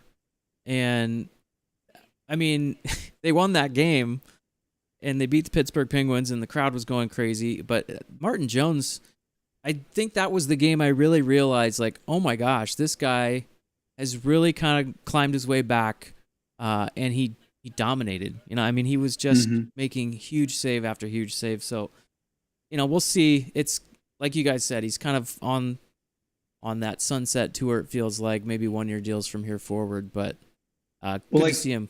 Yeah. Like, I don't know what the Vancouver attendee situation is on the backup side of things right now. Yeah. But maybe he wants to go home. True. They could work a deal there or something. I mean, it's basically Thatcher Demko, and like you said, I'm not even sure who their backup is, to be honest. Yeah.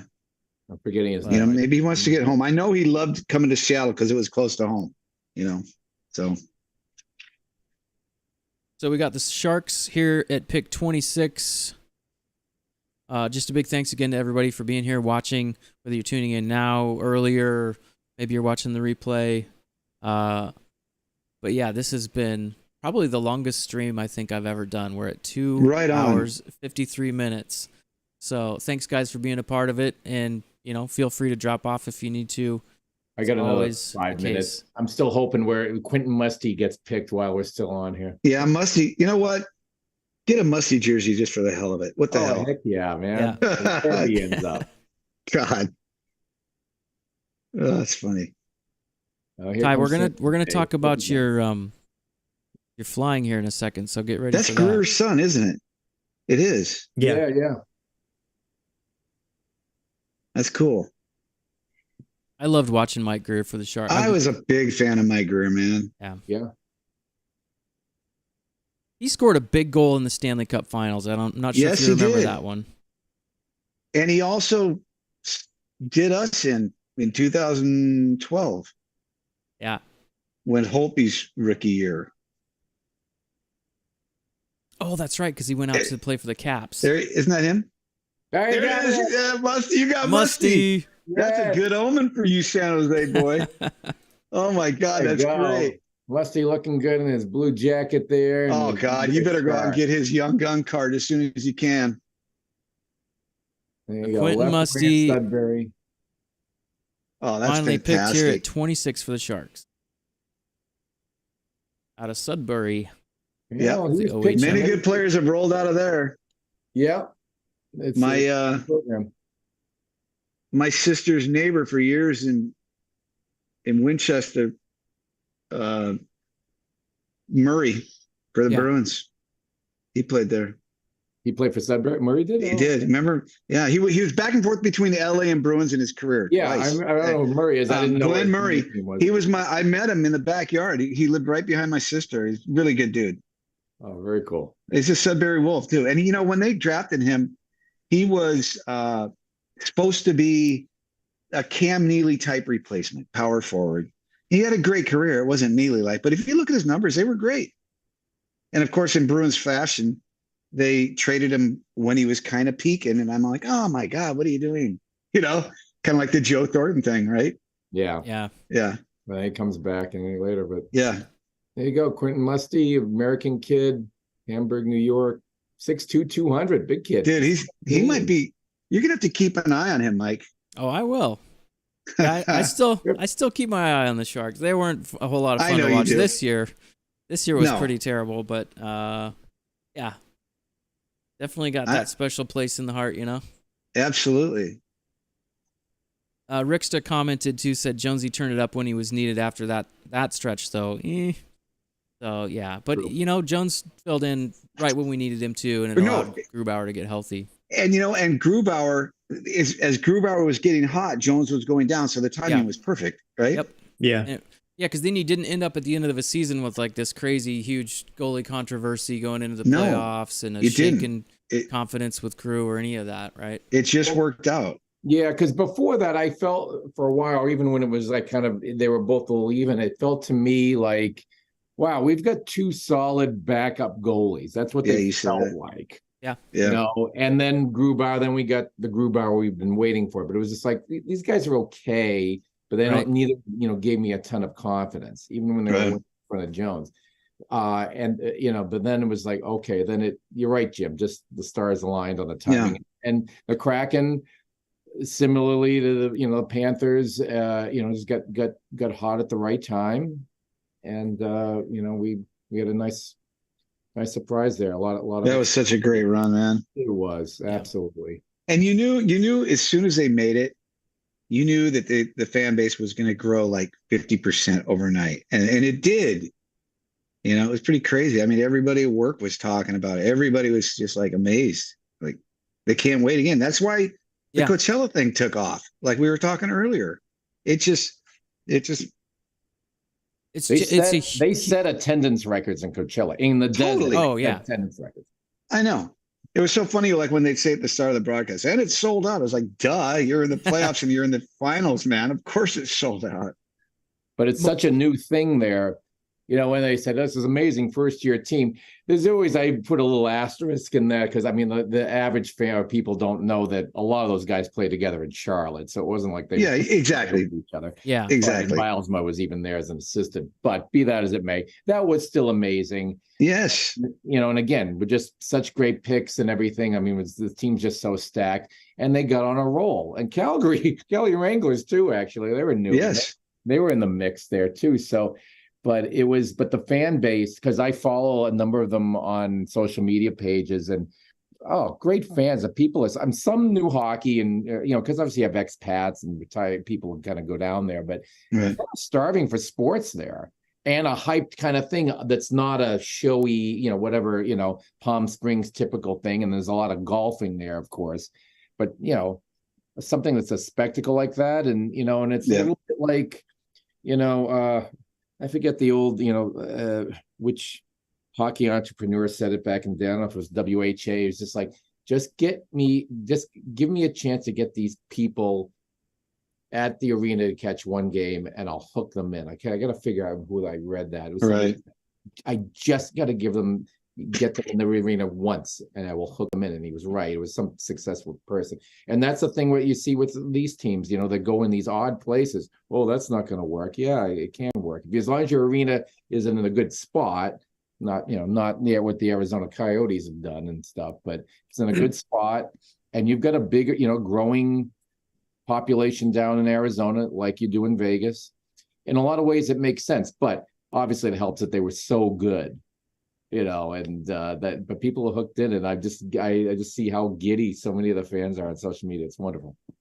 Those moments, can go a really long way as, implanting those memories for people, and just, I don't know. I mean, I remember some of the early playoff runs for teams that I've been a fan of over the years, and it just kind of really cements your fandom, right? And almost gives you that addiction, like Jim was saying. Now everybody can't wait to get back to it. Can the Kraken do it again in the playoffs? Same thing with Coachella Valley. So, yeah, I think those were really huge moments for both franchises and the organization at large. Ricksta says Musty, his last name is his nickname. I like that. And kind of echoing the same thing. Coachella Valley, beginning of the year was meh, ended up on fire, got the Valley into hockey. We got another pick, guys. Callum Ritchie, his stock dropped, but he's a very likable player by the scouts for sure. Oshawa Generals, OHL. So, hey, you know what, guys? I'm gonna have to log off. I'm bed. My battery's going fast, and good. I need to get doing some other things. I I appreciate it need very to much. too. I was like, oh, Musty, it's a sign. I can, but That's it. Yeah. fan cast out together. But thanks so much, my great. Yes, Mike. Absolutely, guys. Thank all you. you guys. Yep. Thanks Love for being it. here. We'll have you back again, and yeah, Likewise. maybe in the back of your mind, maybe a little visit out to the Squatch estate later this summer. We'll have a little get together of some sort. So thanks again, guys. You betcha, Mike. Thanks again. Thanks, guys. Take care, guys. Take care, guys. Later. That's it. Well, Ty, Then there was 2. it's just me and you, buddy. There's only 6 left. Well, 5 left now. You know, the bad part of all this is that I started to have to use the restroom at about pick 13. That's not good. Whew. I drank too much water, but You you know, just- it's okay. I'm hydrated. You That's do the the main bottle under the table. thing. Nah, it's not that bad. Got a strong bladder here, so I had to take a Richie- quick scroll through San Jose's roster to Yeah. see if there was going to be any fun combos on the bench. You know, Musty. Like if you were to put him over in Phoenix, you'd have Musty butt. That'd be pretty yeah, good. there you go. That that'd be kind of stuff good. on the bench is hilarious. Why do But they always rob us of these fun things that we deserve Yeah. that we don't ever get? There's not really a good one at all. Maybe that'll Sad. come to fruition later in his career. Yeah. So we're down to pick 28 here. Ty? Another Karlsson rumored location, Toronto, Right? which I That don't know would be how they're going to crazy. afford that, but I have no idea. I mean, San Jose would have to retain significant amount of salary. I mean, a lot Oh, of yeah. teams that were rumored. Wasn't the other one Carolina? I mean, they're yeah, kind of maxed out too. So the Cap-wise- Oilers, but everybody always says Oilers for everything. yeah. Well, let's real quick here, if you want. Have you looked at the schedule yet? A little bit. They play Philly on my birthday, so should be a good night. Let's pop that up on screen. It's like they open with at Vegas, and then Colorado's our home opener. Oh Yeah, man, so I 3 can't. on the road to start, and then 3 at home. But Yeah. then you follow that with the 4-game road trip. Looks like the longest home stretch is 6 6. games twice. Portion of December there, and then February towards the beginning of March. So those are kind of the longest homestands. And then you end the season with 4 on the road. Tough games too, Yeah, right? yeah. So that could be interesting down the stretch for, you know, potential playoff run next year. Ty, with the schedule in mind, are you worried about regression at all with this Kraken team going into next year? I mean, they exceeded a lot of expectations. What are we calling regression? Well, Not making the offensively. second round? Just offensively, not even standings related. Just can we score at the same rate that we did last year? And that's been on my mind a lot. I know there's been a few articles, different groups talked about this, but can they keep it up?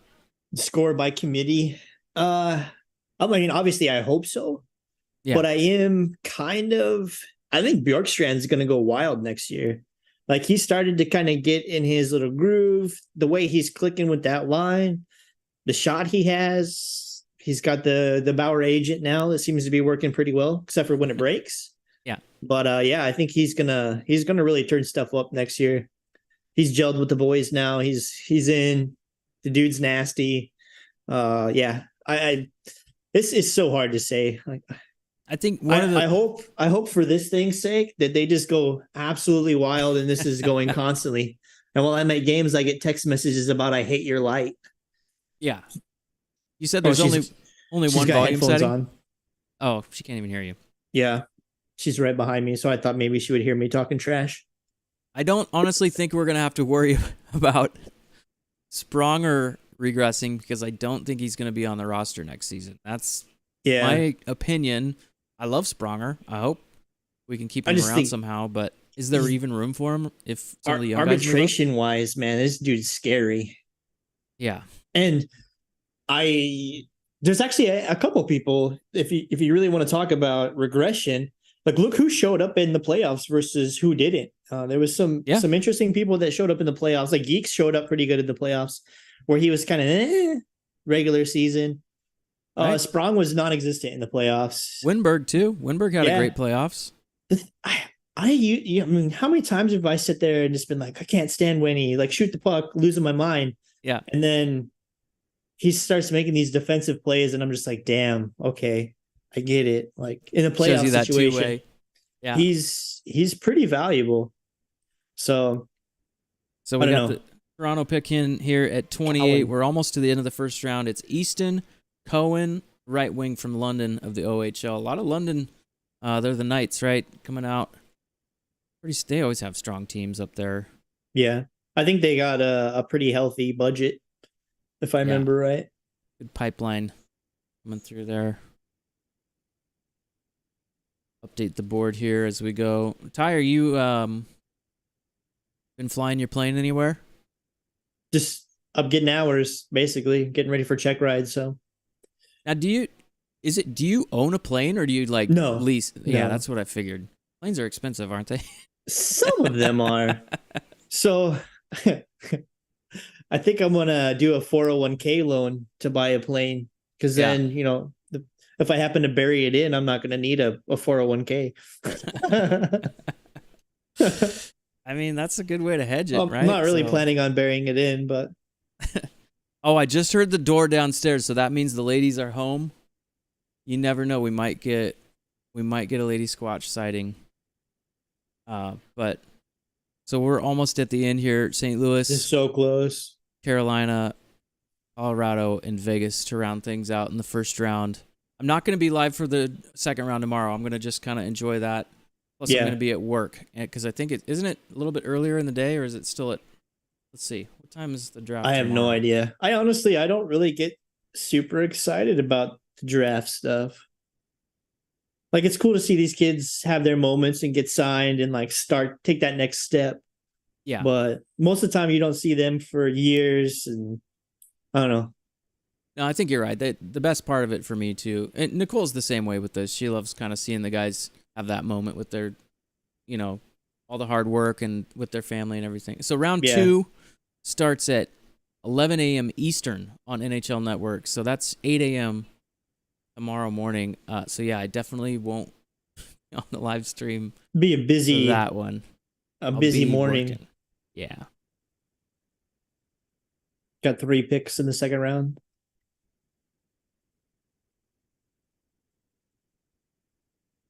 He's got a Kraken tie on. That's the ice blue. Yeah. Kind of that reverse retro cool color. Yeah, do they always start it at 8 a.m. in the morning? I don't remember. Rounds? That seems pretty early. It does seem really early. Yeah. All right, so we got the Blues on the clock again. This is their third pick of the first round, so a team trying to retool.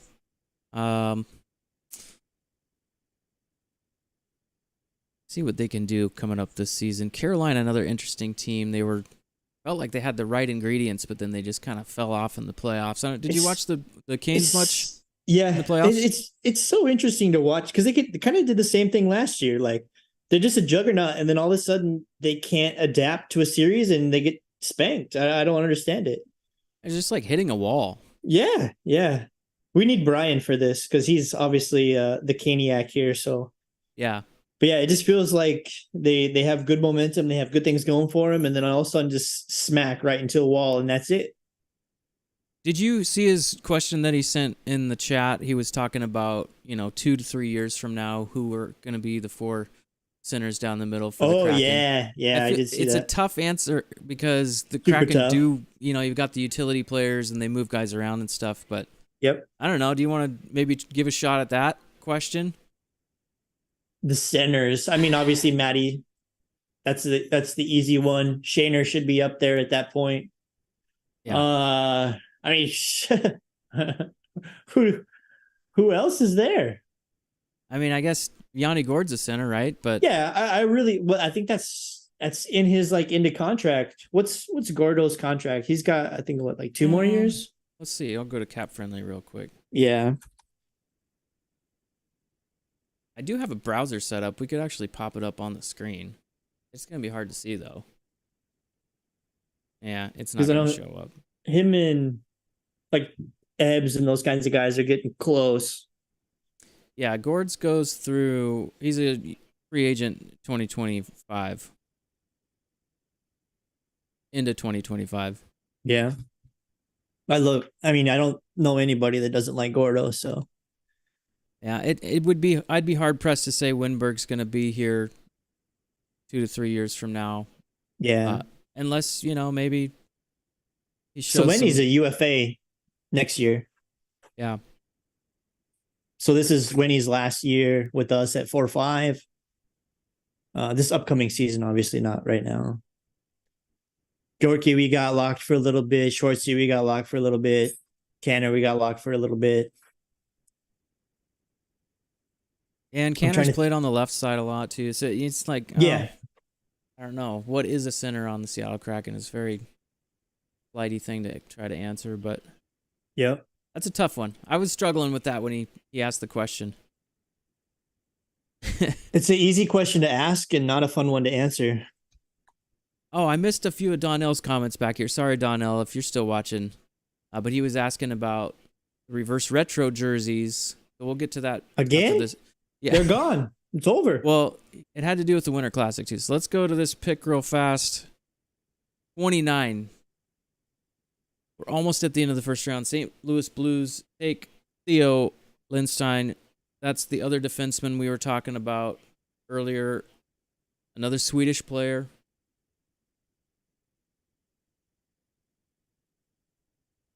So I think that's most of the defensive prospects that were projected in the first round. So Coachella-wise, Potter, he's the center. He looked pretty solid. I could see him coming up. Podolski, that dude's pretty solid. The other ones we have like Peterman, he's pretty solid too.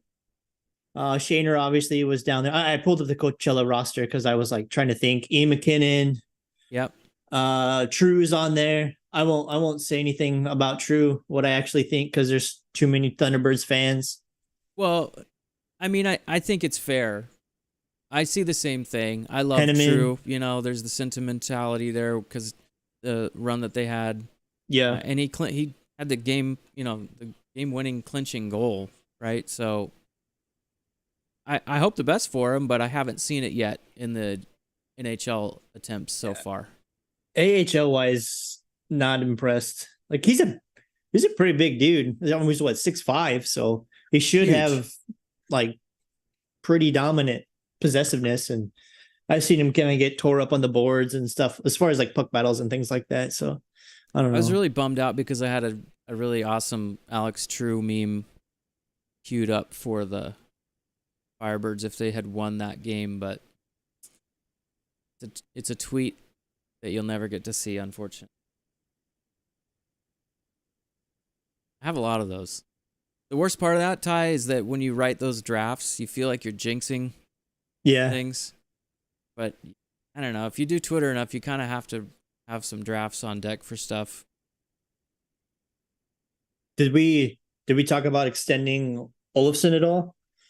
Oh, that's on the list too. He looked pretty solid. I liked what I was seeing out of Olofsson, especially during the playoffs. I think he had some pretty sound hockey, doing good stuff. Good decision making. 6'2", 201. And getting that one done first then kind of allows you to figure out your math with Vince Dunn even more so, right? Looks like they're going to go to commercial. We got 3 picks left here in the first round. I can see what they're doing. The broadcast, they're trying to get it to 7:30. That's what they're doing. I'd be surprised if they go later than that. Yeah. Actually, no, that's only 5 minutes. So they're going to have to go longer than that because 3 picks will take at least 15 minutes. So we'll see. But yeah, Olofsson, what was that, a 2-year? I think so. They got some pretty decent, like, Ville Otavainen, pretty good on defense. Riker Evans, obviously. Yeah. Rafferty, I noticed him quite a few times. I mean, we had Ty Nelson in the kind of the loop here.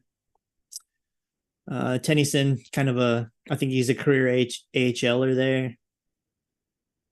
But yeah, there's some solid dudes in here. That's the thing is we're so plugged up right now for any of like Cartier or any of those guys to come up. John Hayden, I think he kind of brings some grit that we like to see. Yeah. He's also a decent size dude. Winterton, would love to see Winterton come up. Oh, one other one we haven't talked about yet was Carson Soucy. Yeah. So sounds like he's not going to be back, going to hit the market. And, it wasn't contentious or anything like that. I think it was both sides. Yeah. Sounds like they talked. At least that's the reports I read. That's what I read also. So our blue line's going to look different. That's fine.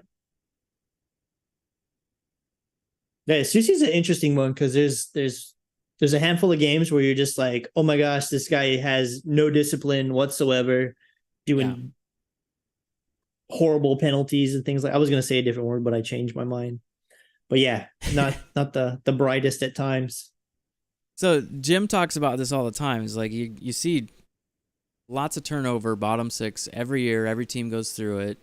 You know, it's kind of a new thing in Seattle because we're getting used to this, and it's hard to say goodbye to guys. But yeah, I mean, we're gonna see probably a different bottom six. They're gonna little change up on the blue line, and potentially, a little bit of a different look at the backup position and goal. So it's exciting. I mean, I'm looking forward to see the way they go forward, but it is also sucks to see these guys leave that you've, kind of fallen in love with and loved rooting for over the last couple of years. I'm super. I mean, Donato. I have like a soft spot for Donato just because. I mean, first ever goal. That dude plays with his heart on his sleeve too. Like, always. Yep. He might be getting knocked down all the time or something like that, but he's always playing all out. Well, and he's kind of, he's bounced around a little bit too. So it's like you hope he finds some more permanency. Yep. All right, so we got another pick in here from the Carolina Carolina Hurricanes, not the Panthers. Pick number 30. Ricksta says, "Sad I didn't make it down to Coachella Valley for a game next year." Yeah, same here. I want to make it down there. He's thinking 8 p.m., so another half hour. We'll see. Yeah. It feels like they're accelerating a little bit here. But yeah, maybe they'll stretch the broadcast. I'll probably drop off right at the end, right after the Vegas picks. Go grab some food and kick back. But thanks again, Ricksta, for being here. Like I told you and the others that have been in the chat, going to do that giveaway. I'll do that after the stream, and I'll announce it over on Twitter for this Kraken snapback hat. So thanks a lot for being here. Goose for the win. And he was naming McCormick, Potsy, Karts, Evans. Such a great pipeline. And that's so exciting to just think about those guys. But and then he said, "Okay, I'm going to tap out. Thanks for a great time. Appreciate everyone." Thank you, Ricksta. And like I said, I'll try to update tomorrow with that giveaway once I get it all tabulated. So have a great night, and thanks for being here on the stream. And there's the pick for Carolina, Bradley Nadeau from Penticton of the BCHL.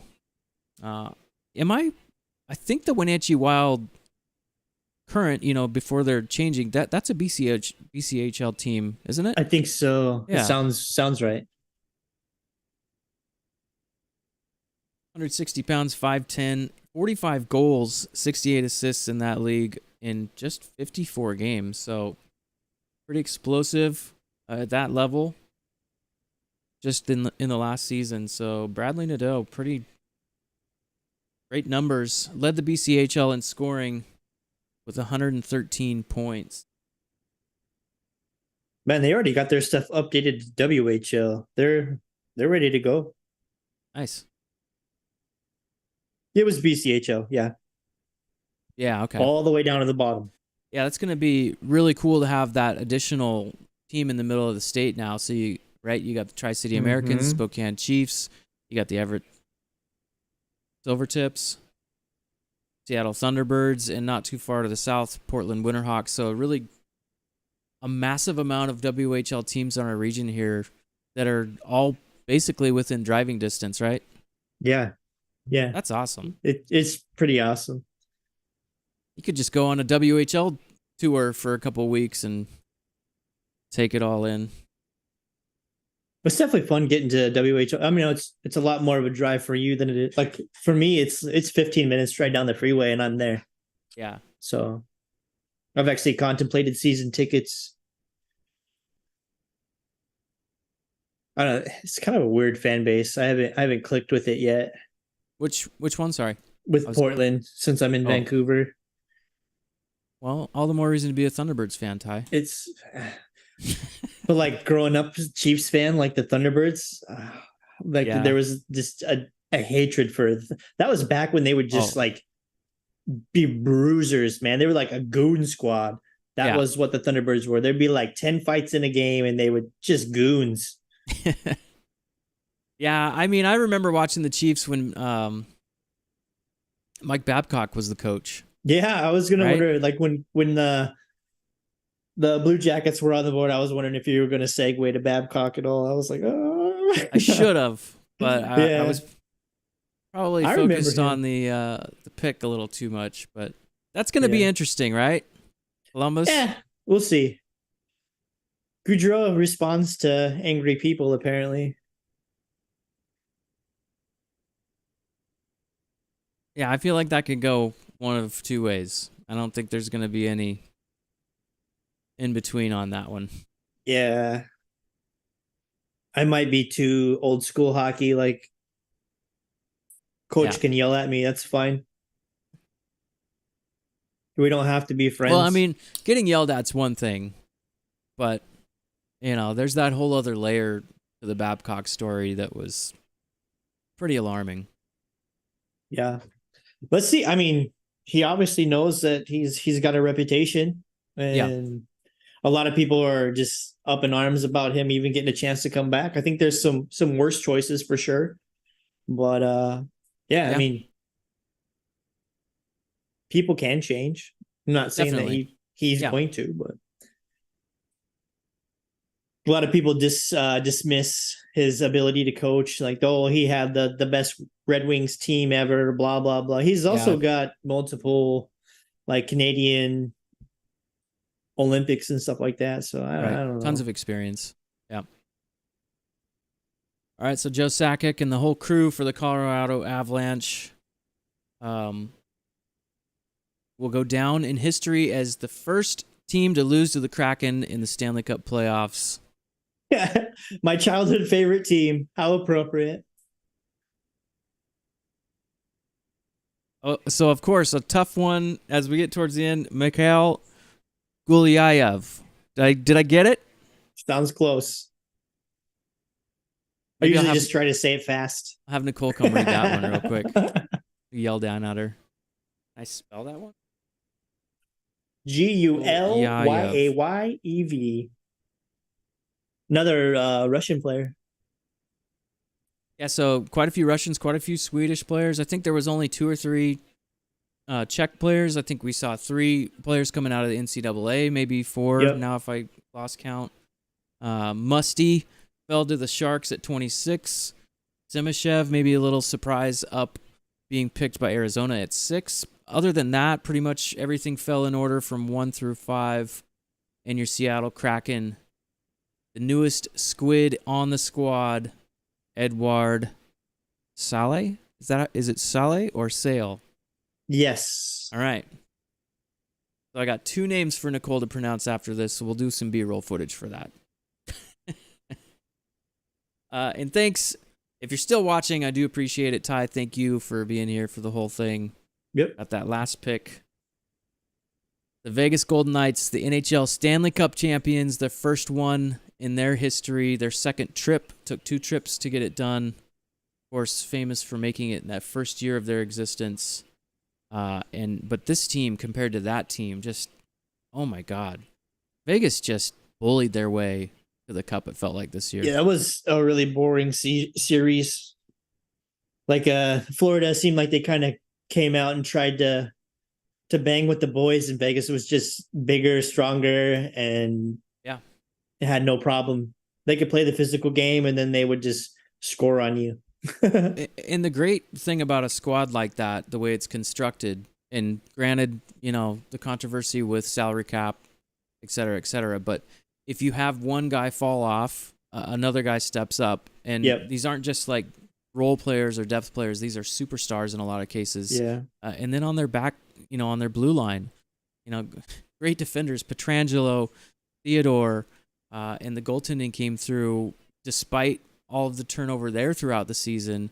It was just an impressive run, and it was, they really put a punctuation, I felt like, on the season in general. Yeah, this is just dominant series. We got one more commercial here. Vegas on the clock.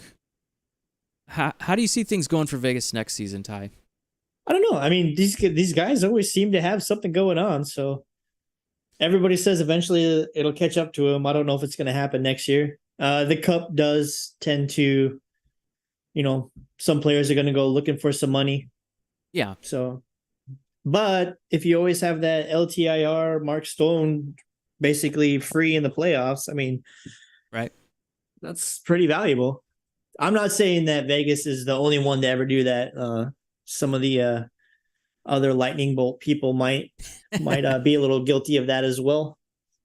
Yeah, but yeah, I think part of the game, though, right? Being able to. It's so weird because it's not like what you would do from an integrity standpoint. But if you're a GM and you're not doing that, like, what the hell are you doing, man? Yeah. You have to be doing that. That's where I think Schwartzy is kind of our LTIR guy. I feel like he played way more hockey this year than I expected. Yeah, he just never practiced. But for how he performed, I mean, fine. Do it that way all the time. He stepped up in the playoffs big time.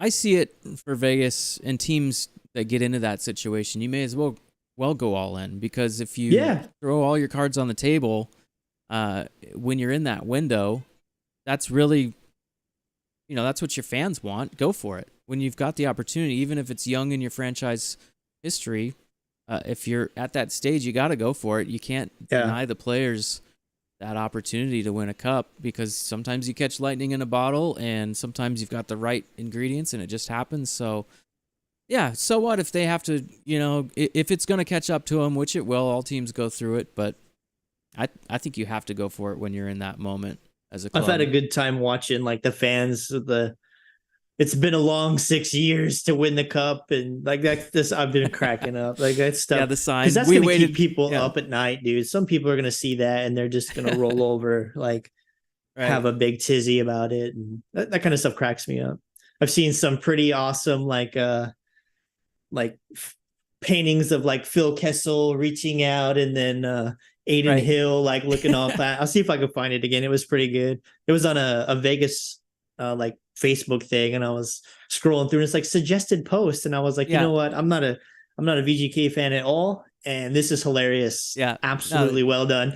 I follow Andrew Choi on Twitter. He's a great follow. All sorts of memes and what's the other one? Sinbin. Sinbin, Ken, he's amazing, of course. Yeah, he's built that thing from the ground up, what he does there. So there's the last pick of the draft, or last pick of the first round, David Edstrom from Sweden again. So a center from Sweden. I'm going to have to go count up how many Swedish players came out in the first round. Got some, I mean, we have some pretty good Swedes. Like they got it going on. Yeah, so some great Twitter follows over there. I'm failing to remember the other one that I really like. I'll think of it at some point. Maybe go check that out on Twitter. I need to find some because with the Kraken, we have so many, I don't know how to say this, but they're not like root sports. They're not like big name, networky kind of stuff. We have some awesome like Emerald City Hockey, Sound of Hockey, freaking Kraken Fancast that was on here. Like we have some fantastic listening material for the Kraken. I need to find some for like the Seahawks and stuff. Yeah.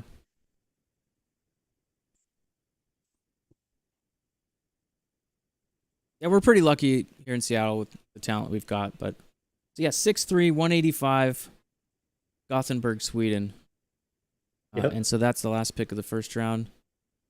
Ty, I think I'm going to hop off. I think that's going to be it for tonight. I appreciate I have Thai all the food time. waiting for me.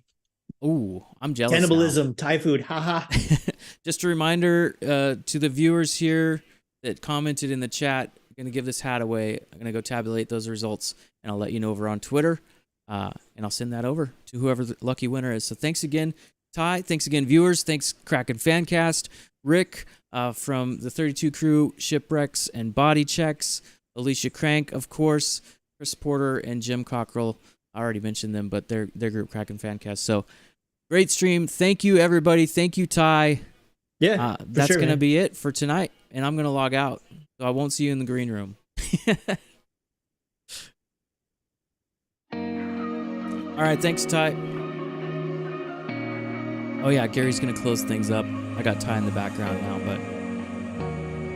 All right, thanks, everybody. If you don't check out the podcast, please check that out as well. Audio content over there. But I've got new stuff coming for you here on YouTube as we get into summer. So thank you again, and we'll talk to you again real soon on another stream, another video here on Sasquatch NHL. Have a great night, you guys, and enjoy the second and remaining rounds of the NHL Draft in 2023. Catch you next time.